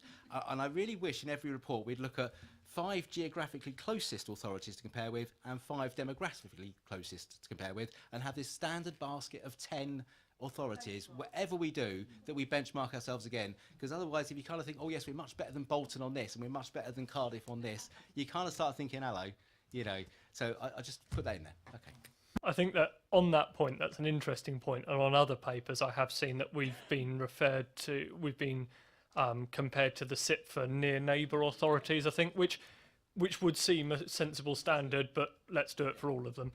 Maybe I'll go to Pam for the first couple of points, maybe Kate, and then Rebecca. So Pam, or Kate. If I do the market one, I mean, I think that, to be honest, I think what we're doing would be quite small scale. I think it would be helpful to the market, because having talked to a local estate agent, you know, where some of the housing market is stalling is in those first-time buyer properties, because of the reason why we're trying to do this is because people can't get into the market. So I actually think what stimulation we put in will be at the right bit of the market. But on that point, Chair, obviously, if you're an estate agent, you want to get the best price possible for your home. And obviously, if we're saying it's a free market, then the market works on a basis that if there is no demand, because there's more supply, the price drops. And then, of course, the price drops into range of people who could afford to buy without assistance. So again, is that, are we creating an artificial market and pushing up prices unnecessarily? I've got every sympathy, and I've got no sympathy with estate agents, let's be honest. But actually, if prices dropped a little bit, it'd be wonderful for all of us. Yes, I mean, I think that's something, but I think that's something that we should review with the scheme, because I don't think we would be sort of overheating the market. And I have to say, the estate agent that I talked to just actually gave me lots of sort of insight into the market, wasn't particularly agitating for the scheme for himself. Kate? To pick up on the issue of alternative use of the of the reserve, members are well aware of the existence of this this money that's held, and given the nature of the housing market, there has been a struggle for a very lengthy period of time to find suitable schemes, developments, or to use that money for the purpose of stimulating rented housing, whether affordable rent or social rent. So the reason why this pot of money has been identified first off is that no alternative use has so far been identified where it could be used to that effect. And also because some of those monies held are time limited, and we need to use them to provide affordable housing. Otherwise, we'll have to pay them back to the developer, and that's certainly something that nobody wants. That's a very interesting point. Thank you. Rebecca, on the near neighbour authorities? Yes, I guess we'll do. Yeah, I'll take the point. Thank you for giving me something to do. No, I do take the point. I think the point was made that we do generally try and use the SIP for near neighbours as our benchmarking, because that would be most sensible, and obviously that information is published. Sometimes we're talking about things that are so specific. There are other councils that might be a bit more relevant, and we try and use them where appropriate. But I do take the point, and consistency is best where possible. Thank you. Councillor Watts was next. I think my question's been answered. Why are we using 106 money set aside for affordable homes when it should be used to pump prime housing, social housing developments? And Kate's answer was it's time limited. So what is the time limited on this particular money then? There are a number of contributions with that overall pot. The largest one, which was from the McCarthy Stone development, which constitutes the majority of it, which is 746,000, I think, something like that. It was time limited for 10 years from date of receipt, and we're already something like 6 years in. And I can assure members, it's not through want of trying. That we've been trying to match that funding to suitable affordable housing delivery. Either we've been getting that through our 40%, or the amount of money available hasn't been enough on its own to stimulate something outside of that. So we have been doing our level best, but unfortunately no other allocations have been made for that money yet. On that point, Councillor Gavinger. I just the McCarthy and Stone development obviously was a scheme specifically for elderly people, and they couldn't provide anything on site because they're hideously expensive because they've provided 2 parking spaces, I think, and so it's time limited. But surely that money was earmarked for the 40% affordable for that specific over 55s for the first 5 years. Right. Let's have a microphone. Sorry, yes, it was Kate. for the first 5 years, which have now passed, and after 5 years, if it hasn't been identified for older persons accommodation, it then goes for general needs. Thank you. Hang on. So the answer on that is it was earmarked for older persons for the first 5 years, and now it's gone into the general pot, and that money was gained in for general needs. Sorry, for non-older persons affordable accommodation. On when that money was received, you say 6 years in, so it's 2013-ish. Yeah. Okay, Councillor Watts, did you have a follow-up? Sorry, I've got a million hands and I'm trying to do them in order. I just remember writing to Rebecca about Sandringham Court over a year ago that we could use some of this money to pump prime that particular scheme, and that building is still empty at the moment. I know we've had planning permission there since December 2017, and I saw your emails the other day. We're still wrangling over legal agreements, but surely we could have used that money years ago to pump prime that sort of scheme. And there must be dozens of schemes going on throughout the borough where we could use that money. Kate? That money is getting, I believe, Homes England grant funding. So it's getting grant funding in any event. And my professional view is that the use of this money would have done nothing on its own to expedite that scheme any further than what we have already. So, as I say, point taken about you know, it's been available, and we have been trying in relation to a number of schemes, a number of opportunities, but none of them yet have been able to come to fruition because of the very nature of housing enabling and development. Thank you. Next was Councillor Harvey. I think there have Out been, of pink for the minute. I think there have been schemes, and we could point to quite a few over the years where we've tried to push for extra funding to increase the amount of affordable housing being delivered, and for a variety of reasons and obstacles that always seem to get put in the way, we wind up back at square one again, and here we are with £1.3 million of Section 106 still unspent for affordable housing. And I guess the issue here, and one of the things I want to pick up on in terms of who's going to benefit from this, I think would have been far more palatable if there were other streams of work, other strands of work and policy obviously coming through at the same time, catering, for example, and we pick out the examples in the report, to the different quartiles, and those particularly on lower incomes, on lower earnings, who are equally as trapped and equally as needful of housing, and how this is going to be very specific and very tight on medium incomes, on people that have got that ability to do this, that we're going to help, just 20 of them initially, for a very large sum of money, really, set against other things. So for me, there's an opportunity cost element to this. I think this would have been far more palatable as a suite of opportunities across the board. And then that draws me, Chair, to close to the pink papers, the tables, where you've got a range of different products. We're assessing all these different products.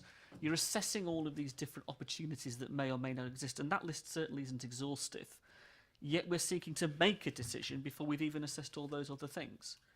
So in a sense, it's a bit like the cart before the horse here. Are we going to do the assessment and do a stream of things, or are we going to do a stream of investigations and analysis, but by the way, we're just going to go ahead with this one in particular? I just think this is, at the moment, for me at the moment, it is just very opportunistic in the context of a very small group of people set against a large group of people who would benefit from a much broader and a better thought through approach. Personally, that's my immediate feelings towards it. Thank you. On that point, Councillor Isaac. Yeah, I suppose my response to that, Councillor Harvey, is that this is the argument that you get, that you shouldn't do anything until you can do everything, and that that unless it's perfect, then and all-encompassing, then you shouldn't do it. And what we've identified here is a group of our residents who are wanting to get onto the housing ladder. They're disadvantaged. I think that that it's entirely appropriate and desirable that this council should seek to try and help those people onto the housing ladder. A lot of people want to own their own homes, but the paper is more embracing than that, and this is a stage along a road, and we are looking to do more where we can intervene as a council. We're looking to do more, and so I'm expecting this, as I say, the stage along an exciting road for us as a council. Thank you.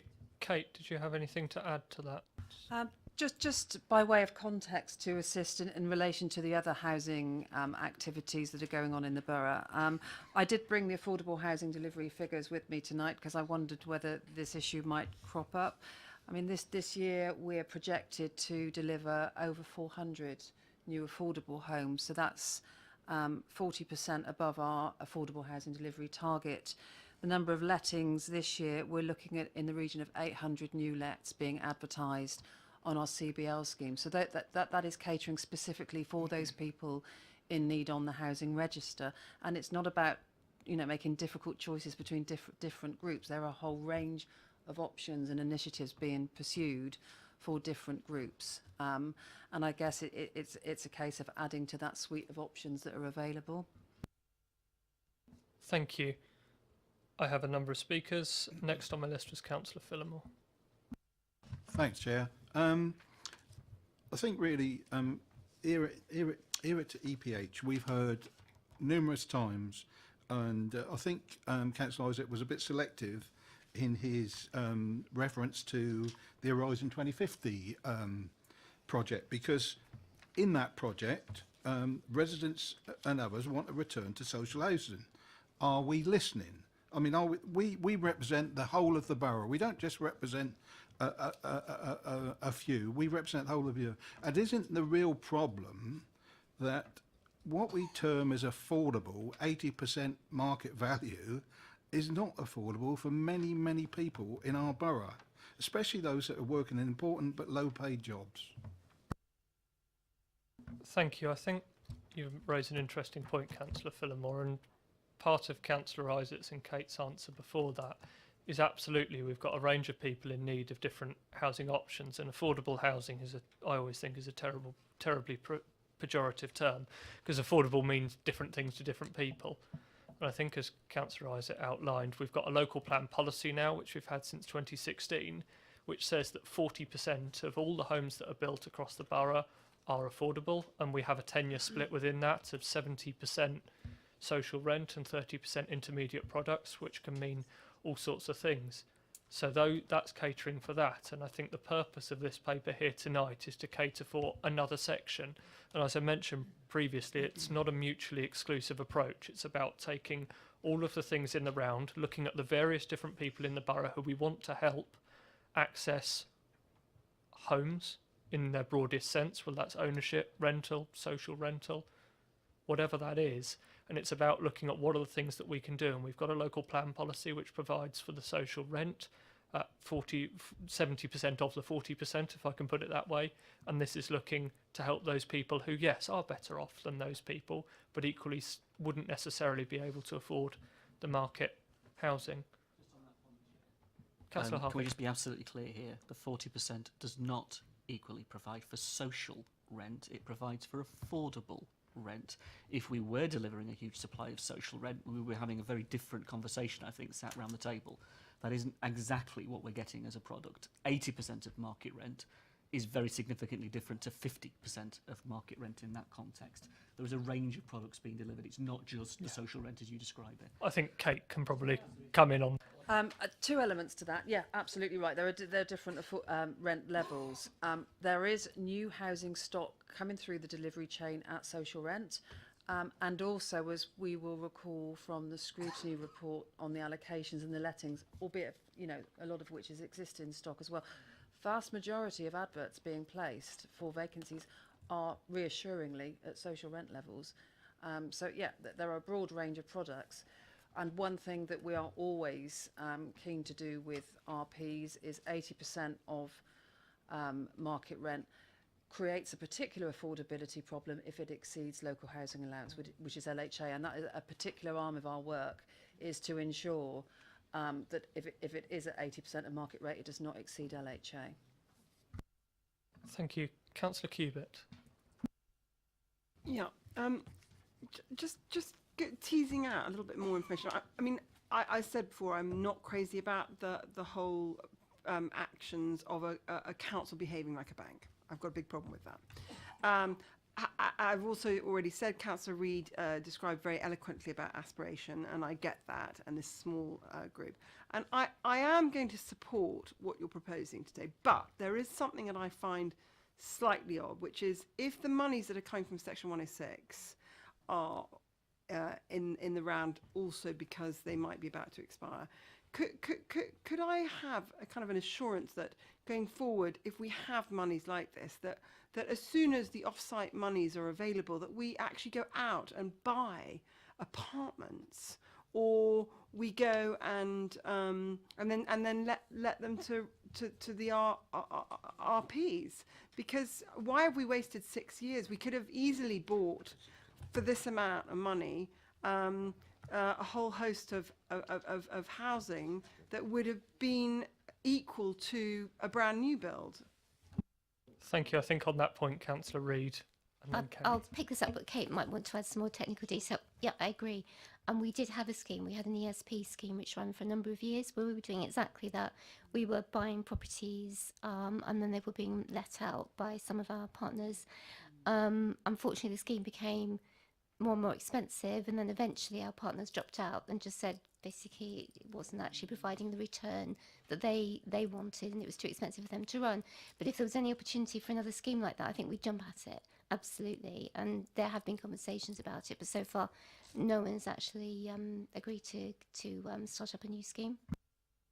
Kate, do you have anything to add? Yeah, very little to add, other than it's about how taking opportunities, and certainly as with some of those time limited contributions, as you get closer and closer, that has to be the option that's taken. The money that was lent to Vivid was part of an investment sort of program, because we will get that money refunded to us, which was a different part of that deal. But buying existing satisfactory properties is one option.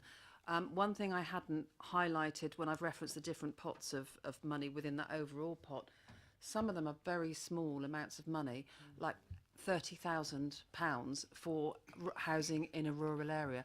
Really difficult to find a scheme or an initiative or even one property or half a property to buy where that money can be put to use. So that's one of the reasons, again, why we've struggled to use it, but we'll keep on considering every option that we've got. Thank you. Next on my list was Councillor Laura James.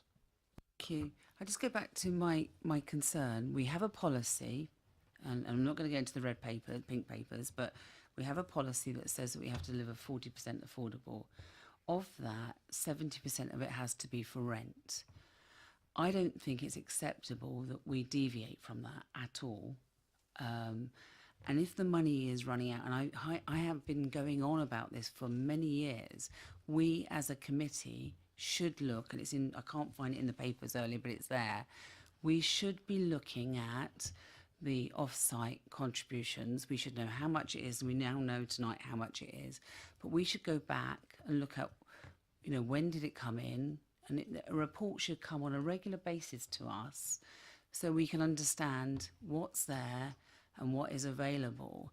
Now, for that money to have sat there in relation to McCarthy and Stone, I don't know what work has been done, but I would like to know what has been done, why we haven't been able to use that. If you look at older people in the borough, they're wanting to downsize. I've said for about 2 years we have a really beautiful flatted development in Norden that is ready to be sold, Penhouse in Cromwell Road.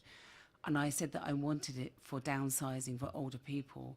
That would be a really good use of that money for older people. And I did years ago, and I've still got the emails where I've been trying to use some of that to do that. So I think it's really important. I don't think it's acceptable, because we haven't been able to deliver it, that we're saying that we are going to deviate from our policy, because we wouldn't allow a developer to deviate. It's not acceptable, because we can just allow things to drag on. If we need to use that money and we need to spend it. So I have concerns, and I can't support that we would deviate from that. I'd also like to pick up on the equalities impact assessment. Can I have and I don't know where to find it. I did say to you before, I don't know where that is. Could someone send me a full copy of the impact assessment so I can see it? But if you do look at that on that page, for me that is worrying, just reading it. It really worries me that in relation to it. But I also, again, I have concerns that there will be people as part of this process that are going to be disadvantaged by, and I recognise that we're wanting to do something to support those single people that are on the register. I think, again, we need to understand as a committee how many are on the register and why proportionately they're higher. And we need to do a piece of work and look at that and scrutinise and understand that as a piece of work. But will people in the borough, in relation to monies within the borough, be accepting of that we will support a small percentage with this money? I don't know, but this worries me, this paper. Thank you. Kate? We have circulated details on a number of occasions about the actual pots of money and where they're held and what the relations and restrictions are. As that's been raised at different EPH is sometimes under planning policy papers, but quite happy to circulate that again. I think the particular property at Penn House that you mentioned was a difficult one because the scope to use that for any client group wasn't within our gift because it's owned and has been disposed by the housing association. But it is one area where we were looking to make use of this money to bring that back into affordable housing use. In terms of the scrutiny, there's been 2 annual scrutinies over the last 2 years of the housing register and numbers on the housing register, and we will be bringing that report back to scrutiny again. It's on the timetable for September this year. Just pick up on the Penn House. I believe that with being proactive, that housing association would have, if we had offered the money to buy that, they would have eaten a hand if we had offered it. And I think there was an opportunity there. I truly believe that. And I think that would have been, in relation to the location, that would have been an absolutely ideal location for downsizing, releasing family homes within the borough. And it was just crying out for that. And I think it's devastating that we didn't use it. Thank you. I think that point's noted. On the 70-40 split, 70-30 split, I apologise, my maths isn't... been here a long time. On the 70-30 split, I accept what you're saying, and I think if Councillor Raffel were here, he's not. He would, or Matthew Evans, they would recite the policy verbatim, which is that is the starting point for negotiations, is what the policy actually says. Of course, that local planning policy was only implemented in 2016, and the large amount of funding that we are talking about from the McCarthy and Stones development was obtained before that. So it is not correct to say that that money was raised on the basis of providing a 70-30 split. That is not... It's not correct to say that, and that is not in the Section 106 agreement that was signed with them, because that was not the policy that was signed over on. We can get into semantics about, and that's fine, and we want to do that, we can. The basis is that we should be delivering 40% affordable housing. Of that 40%, 70 should be social rented or affordable, and 30 should be intermediate. We can play with that, and if you want to do that, you can, and that's the politics of this place. But fundamentally, I oppose that because we should be delivering 40%, and of that 40%, 70 be social rented. You can get out of jail in lots of different ways, and you can say back then it didn't say that, or you can say this legal agreement didn't say that, or someone else wanted to buy Penn House, or we didn't. We can always do that, but we shouldn't do it. We shouldn't do it. I think what I was trying to explain was the facts of the situation, and I think there are. We talk about affordable housing in lots of terms, and as I mentioned on a number of occasions tonight, nobody's seeking to rewrite the local plan at this stage. We'll have to in due course, but nobody's seeking to rewrite the local plan. We have a 40% commitment in that local plan, which we are delivering on as a council, as the portfolio holder has said, and this isn't either or options.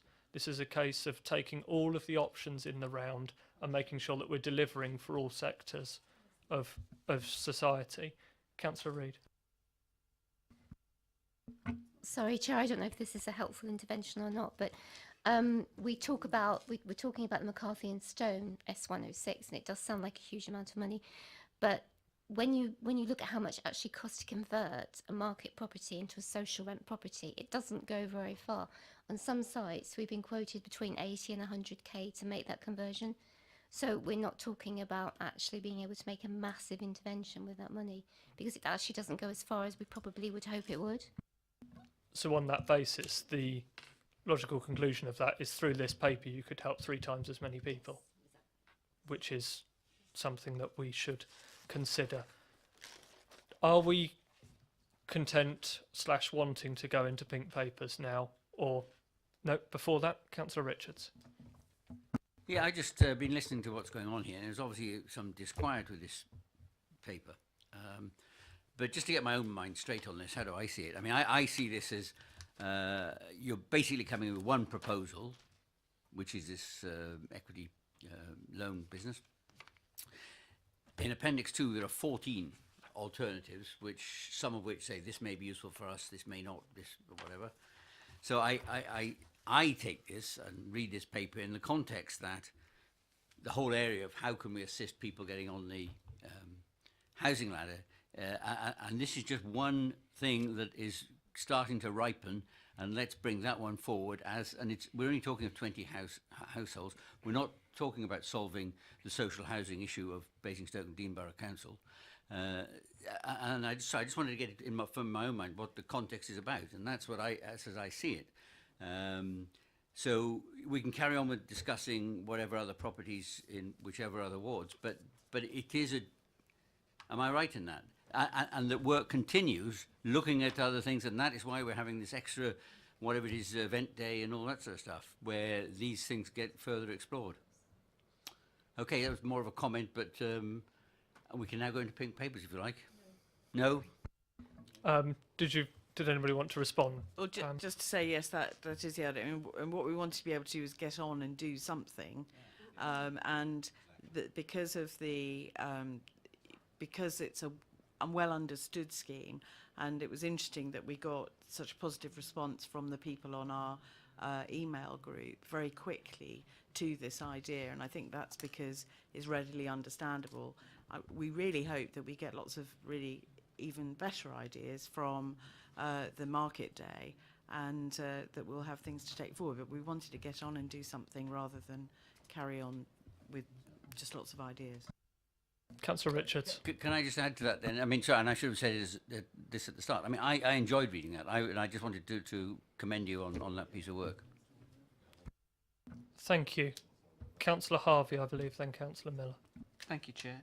I've got absolutely no doubt that were you to ask people, you would get a relatively positive response, considering the range of housing issues that we've got in Basingstoke and the demand that there is. That's a self-fulfilling prophecy in many ways. I think the issue comes, one, where does the money come from to make this particular scheme work? What are the cost benefit of that set against what could be used for the 1.3 million, set against what might come from other sources? The issue really is the legal elements of what that Section 106 money was taken from those developers for, which is a very relevant point. And that's an open point. It would be made in DC. It would be made at any point. The issue then becomes one of, actually, what could we do with that particular pot of money? And we've kept saying this and kept saying this, that relates to other groups who are not advantaged by this proposal, but might be by the range of other things that you're genuinely looking at.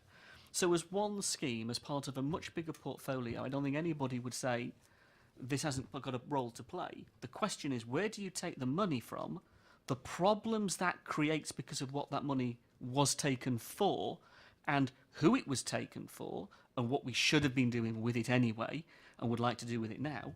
If you want to find the money from somewhere else, rather than the Section 106 pot, and do this scheme, and have that successful, great, but let's talk about all the other things that are in here, and let's have a really good discussion about all those other options that you're looking at, because some of these are really good. Some of the stuff around discounted sale, around discounted rent, around the whole different range of things that we could be doing. Let's spend some of this council money that we have on these things, yes. But I think the method of the budget that you're talking about from Section 106 raises huge legal questions, and I know that's in the pink papers. It's also in the white papers because it references it, and I'll go no further than that. But I would just suggest, Chair, that if that is the principal point the Cabinet want to take away, I really would invite them to look at another budget. If they want this to go through positively, let's look for another budget, and let's talk about the other ranges of things that we could do. Thank you. Councillor Isaac. How I respond to Councillor Harvey is that, again, that I think it's quite evident that we are making very good progress as a council in providing affordable housing, social rent and intermediate in this borough.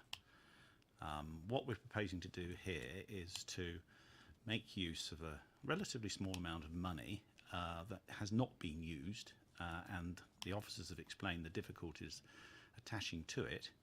And I think that, again, this is the difference between us, really. We're pragmatists. We're saying, but what we have on the other side is the argument that the perfect should be the enemy of the good, and that's the essential difference. Thank you. Councillor Miller. Thank you, Chair. I'd like to echo everything that Councillor Richards said, and I just read what the words say. I'm a very simplistic guy sometimes. This is the offset that comes from S106 monies when they can't be provided on site. It's very common in S106 agreements, and it's been held in a budget pot. Let's just say that. Escrow account, good expression, good banking expression. I'd just like to reinforce the shared ownership discussion that's been going along. As you might have seen, I had my hair cut today, and I had an interesting discussion with my barber. Young chap, he's about 30. He's married. His wife's a hairdresser. They've just bought into Linden Homes on the A30. Why? He started off in Skyline. Shared ownership. Couldn't put a lot of money into it, but they were there for 7 years. Sold that, got enough equity to get into a better house and a shared ownership scheme on Linden. He said, I advocate it to every person I see in my circle. I just give that as an example. That's what the young people want to do in this town. Then they don't earn a lot of money, but they save, they get in at the right spot, and they make their own judgments. That's the other point I wanted to make, is they make their choices. They make their choices, they get good advice, and it was a company that bought 12 two-bedroom houses on the Linden site from Sovereign. They didn't have one good word to say about Sovereign, because I think they were involved in Sovereign before. No good word at all. But the company that bought the 12 houses, they praised them to the utmost. They got all the facilities, sorted out their legal mortgage arrangements, everything. That's what's happening in this town, and this is what this is aimed at. It gives them the foothold on the ladder. It gives them the opportunity. I fully support what this is trying to do because it's aimed at the right kind of person, the under 35 who really wants to get in, get some equity and get on that ladder that's been so difficult to get on now for about the last 15 or 20 years. So thank you for that. I just wanted to cite that example because that's what's happening today. Thank you. Councillor Laura James. Can I just make a comment as well about Councillor Isaac's comments? I think it's not helpful. I know you don't come to this committee very often, but Councillor Ruffle regularly attends and he tries to work with us as a committee. And I think those sort of silly comments aren't useful here. And we expect you to come along and take part in the have and it's part of scrutinising this paper. There's real concerns here tonight about this paper. And I don't think your silly comments have a place here. So I did raise a comment about the impact assessment. I'd quite like that answered. But the other thing is, I asked earlier on, is it appears, and I'm not sure there's some sort of, I'm not sure it's clear really, that it's going to be about 20 people that this is going to help. How will that work? Will it be a first come, first serve?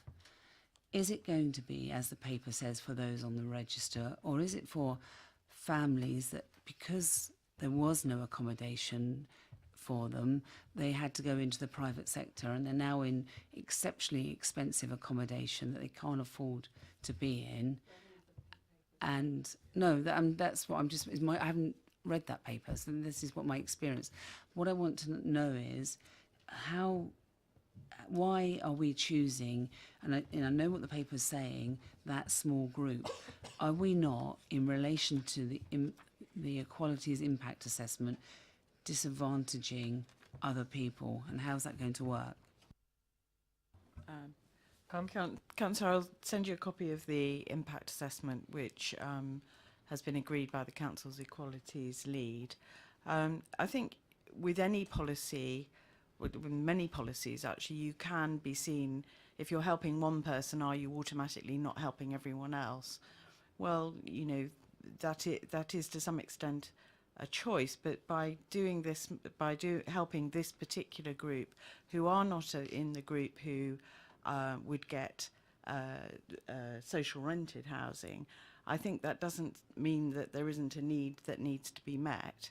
And I think the evidence that I was very persuaded by it as I did the research, that the evidence is that there's a group here who can't go to the bank of mum and dad to help them get a deposit, and in very much the way that Councillor Miller was describing, need a help up to get it into ownership. And of course we will be able to help, as you've described, more people being able to get into a first step on the ladder, we hope, than we would if we used the money to buy houses. And obviously within the affordable percentages that we look at generally for Section 106, that 30% of the 40% does go to people to help in this sort of intermediate way. So, you know, I think it fits with all of that, but I will send you the Equalities Impact Assessment. Thank you. Councillor Gavin James. I think, to just be clear, the product itself, I think, is a great product. There is a body of people that would benefit from this, that wouldn't benefit because they wouldn't meet the perhaps the need criteria for social housing, which clearly should be prioritised for those who can have no other choice but social housing.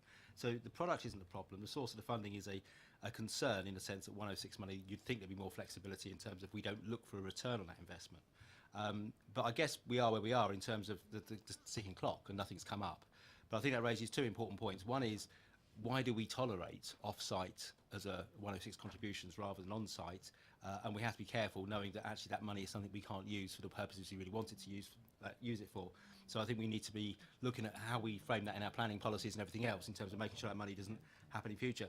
The other thing is, we are stuck where we are, and we have to take the pragmatic approach that this is the only way to use that money. Then obviously when we get into years 5, 10, 15, that interest starts returning, any properties that are sold, the uplift comes to us, is then what happens to that returning money, and can we then make sure it's recycled back into, we look at all housing options, we consider the need at that time, so we're not ending up with this rolling fund that's always going to be used to support this kind of scheme. That money needs to come back through, and it's actually, if social housing is what we need in 10, 15 years time, then that money goes into that route, and it's not become something that sits in a reserve, a capital budget, and then we're always looking for a return. This is money that we've got for affordable housing, and it needs to remain recycled for the right affordable housing at the time, including social housing. Thank you. I think we're going into pink, and that was a question that I wanted to ask, and I think some of the issues can be solved through there. Pam, did you have an answer on the white stuff, and then we'll go in? Yes, that we would give a commitment that it needs to be recycled, and that's how it needs to be used. Any uplift would need to go through it. Yeah. Thank you. Briefly, on the off-site question that Councillor James makes, I think we all agree. No, but in other councils, what they do is they require the developer to buy land elsewhere to build the affordable housing on, I understand. I've seen that in other councils. So that is an option that is available to us going forward. Yeah, I think that's a different planning policy argument, but yes, you're right. Right, I think we'll go into private session now, please. I'm told we're back in public session. Do I have agreements to suspend standing orders for not too long, 15, 20 minutes, I'd imagine? Agreed. Okay, thank you. Right, a summary of councillors' debate during private session is we talked extensively about the funding mechanism for the proposal. We talked extensively about the potential issues and potential mechanisms of funding the proposal, and the need to ensure that all residents in the borough are and our most vulnerable residents are catered for equally, and that nobody is discriminated against within that. I think that's a fair summary for the public record. In which case, I think, as per Councillor Cubitt's suggestion, we will see members' appetite for the principle of the scheme on the basis of funding achieved from a range of sources, not necessarily that outlined in the paper, or almost not with it, not with the funding in the paper. If this could be funded through council's general revenue schemes, members who are in favour of that. Okay, there's a view. 7 to help. Those who would abstain on that. Those who 1. Those who are against that. 3. Okay, thank you. Those members who agree with this proposal with this funding mechanism as outlined in the paper, with the comments that have been taken on board, and still with a recommendation that Cabinet go back and look at the funding sources and all the issues that we've spoken about today. Those members who are in favour of that. 6. Thank you. Those who want to abstain. 1. Those against.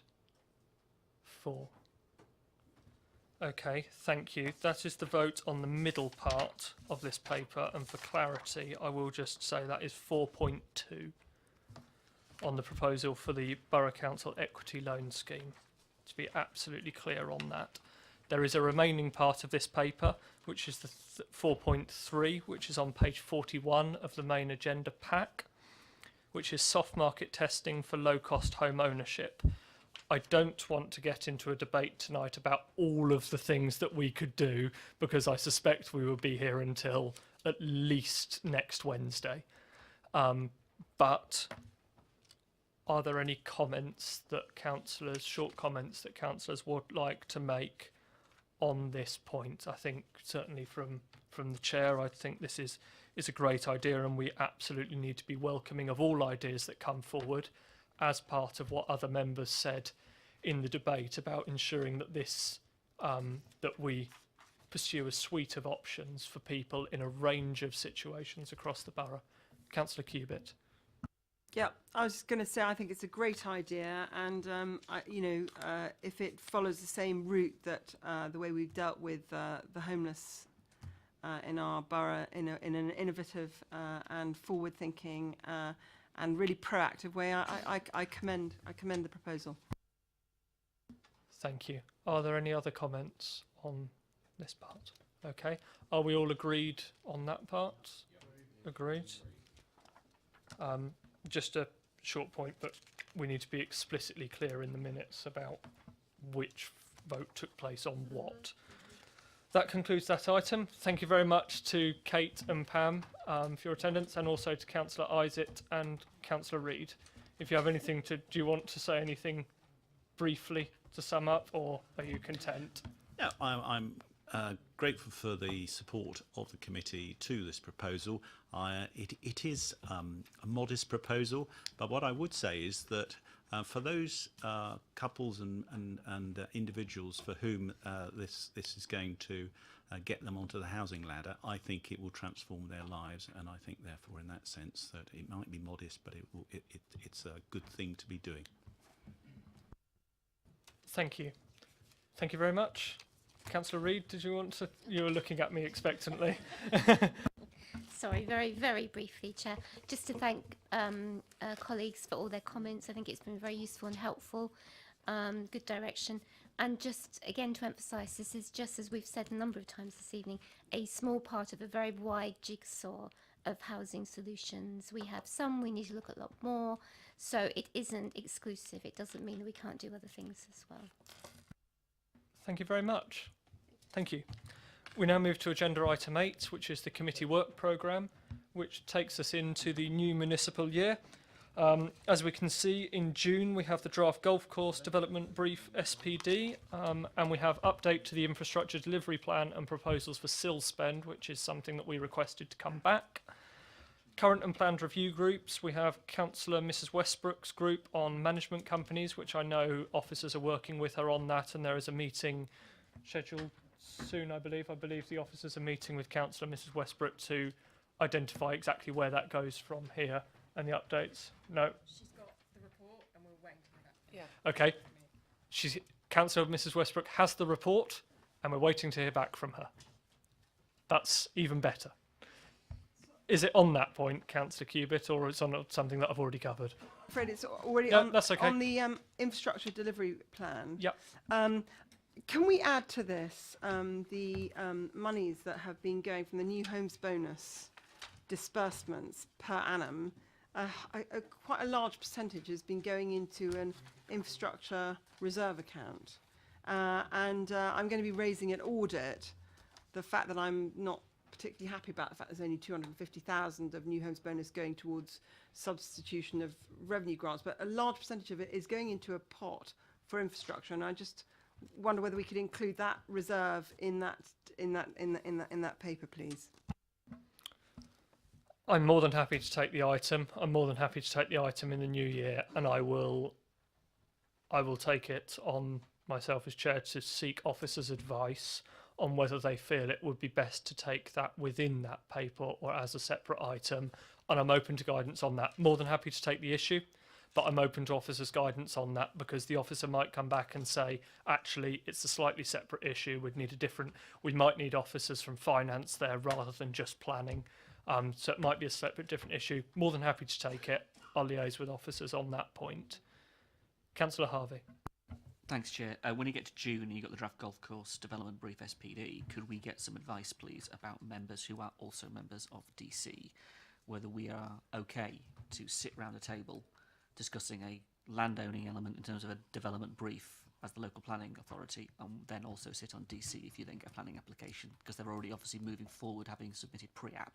So if a planning application comes in alongside, if they get going on that, I just appreciate some advice on membership round the table before we attend the meeting and then have to walk away. If substitutes are needed, we need to know that well in advance, please. I completely agree. That's a very good point. We can get some advice on that, and equally advice for members who are members of the golf club. Dare I say it? Yeah, they have advice, but advice on those members who are also members of DC. Councillor Miller. I sat on development briefs, quite a few of them. Yeah. I've been on DC for nearly 10 years, but and that question has never been raised. So I think the difference that Councillor Harvey's mentioning is that when we've done this previously, it's been SPD and then it's been planning application, and there's been a gap in between. So there can be no claim of predetermination, because it is two separate issues with a gap in between. What we're talking about right now is a golf course which has a public consultation 2 days ago, last week. They're currently in that pre-app stage. We've got members who might be engaging on that pre-app stage with residents, and also members who might be raising concerns at EPH on the SPD, and we want to make sure that nobody finds themselves on a sticky wicket. So I'm quite happy to take the advice. Councillor Miller? The pre-app does not involve residents. It's a closed meeting within the council. Well, no, that's what the chair said. And I'm sorry, there's no conflict there at all. I didn't mean to say residents, I meant to say councillors. Okay. Yeah, there's a live planning application and we will get some advice. The last point on the committee work programme is to review planning policy SS9 in the context of the impact of leisure parks, out of town developments in the town centre. That work group is ongoing. Councillor Harvey and I attended the other day, and we have requested colleagues from... I'm looking at Councillor Harvey now. We have satisfied the extent by which we can address this through planning. The planning officers gave us a very helpful brief. Matthew Evans, I think, was incredibly helpful in telling us what levers we could pull through the planning mechanisms to ensure that what we want happens. But now what we need to explore is the property side, and that is going to happen. Okay? Thank you very much. Councillor Laura James. So following on from what was in the minutes and throughout the papers, we made reference to the allocation policy, and I know Kate's saying it's going to scrutiny, and it talks in on page 11 about it was suggested that that the committee may wish to explore the allocation policy in relation to families being housed in flats, housing need, and the fact that affordable housing is increasingly being provided in the form of flats rather than houses. My concern, and I know that the scrutiny are looking at housing allocation, but I think we should look at, we are building 2-bedroom flats and they are not on ground level, but our allocation policy only allows families to live in those. And my experience and our experience of casework is it is causing major problems with families. And if they are same-sex families, they could be there forever because they won't be able to be moved. And only when those children, if they're of a different sex, age of 10, will they be able to be moved. So I think that and it would be good if we explore that before we look at the local plan again. I think it's really important that we understand the implications of that. And also, I think in relation to what come up tonight, I think we need to understand the register in relation to single people and why there are so many single people on the register. And I think that we should be scrutinising that and looking at that in more detail. And I think that's important that we do that. In relation to the LEP, you said that that's going to come up. When did you say that they're coming to us to talk about policy area? So on your 2 points, I will take those away and look at how we can integrate those. Certainly the housing allocations policy is something that comes back to committee on a regular basis. Whether it comes here or whether to scrutiny, I think we can discuss the most appropriate forum with that. I sit on both committees, and dare I say it, I often forget which one under which hat I've seen it, but I know that I often see it, and we can look to integrate your concerns into that. On the LEP, we haven't got a firm date, but what we have said between myself and Councillor Potter as chair of scrutiny is that we would invite the LEP back. And I've spoken to the leader of the council as the economic development portfolio holder, and he's more than happy for us to do that. And we would potentially look to bring them back for economic policy things to hear and for general scrutiny of the organisation to scrutiny. But we have got the workshop in a few weeks, and I think the important thing is that we get that workshop out the way. And I think after that workshop, members hopefully will have a much clearer idea about the things that we want to ask, and we can then look to formulate some suggestions around that. In relation to county, in the papers it says that county weren't very keen to come along. You were going to talk to the cabinet member in relation to education. Have you done that? And where are we on that? And the other one is,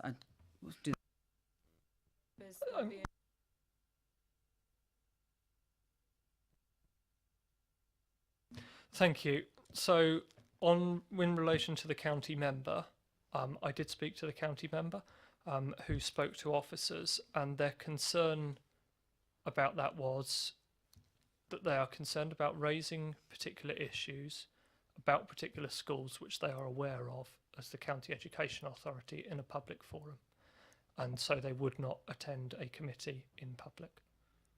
That's the view from county.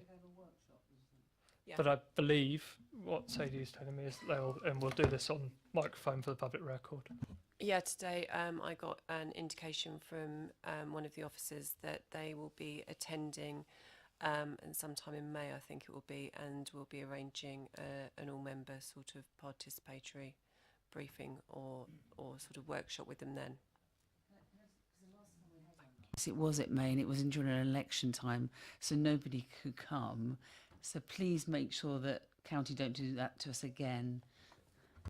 They've offered 2 weeks in May, which are from memory, 20th and 28th, which are after elections. And so I've been looking at calendars and diaries today and picking a date, obviously, which is not going to clash with anything. Thank you very much. I think that's really helpful. Finally, please, No, Councillor Lord. in relation to the off-site contributions, we said, we've and I've been saying about this for some time, but we really need to understand it. we were told that we were going to be in relation to whoever it is was going to give us that information. It's in the minutes and he didn't. We should know how much there is, where it is, the timescales, and we should have a look at that. And it should be a paper that comes forward to this committee, so we got a grasp of. And I don't know how that fits in on Ollie to audit. Are you aware of, are you aware of that pot of money and where it is and where it's going? I think we can take that away as a. I know that you feel very strongly about this, Councillor James, and I think it's a very, very key issue that we need to get involved in. And I suggest that in the new municipal year we seek to do something on that, and whether that comes here, audit, scrutiny. Let's have a chat offline as chairs of committee. I'll take that back. We'll have a chat offline as chairs of committees and see where that can go, and we'll make a note of that now. And we'll take that away. Okay. Thank you very much, members. This is the last meeting of the year, so we'll see you in the next municipal year. Thank you.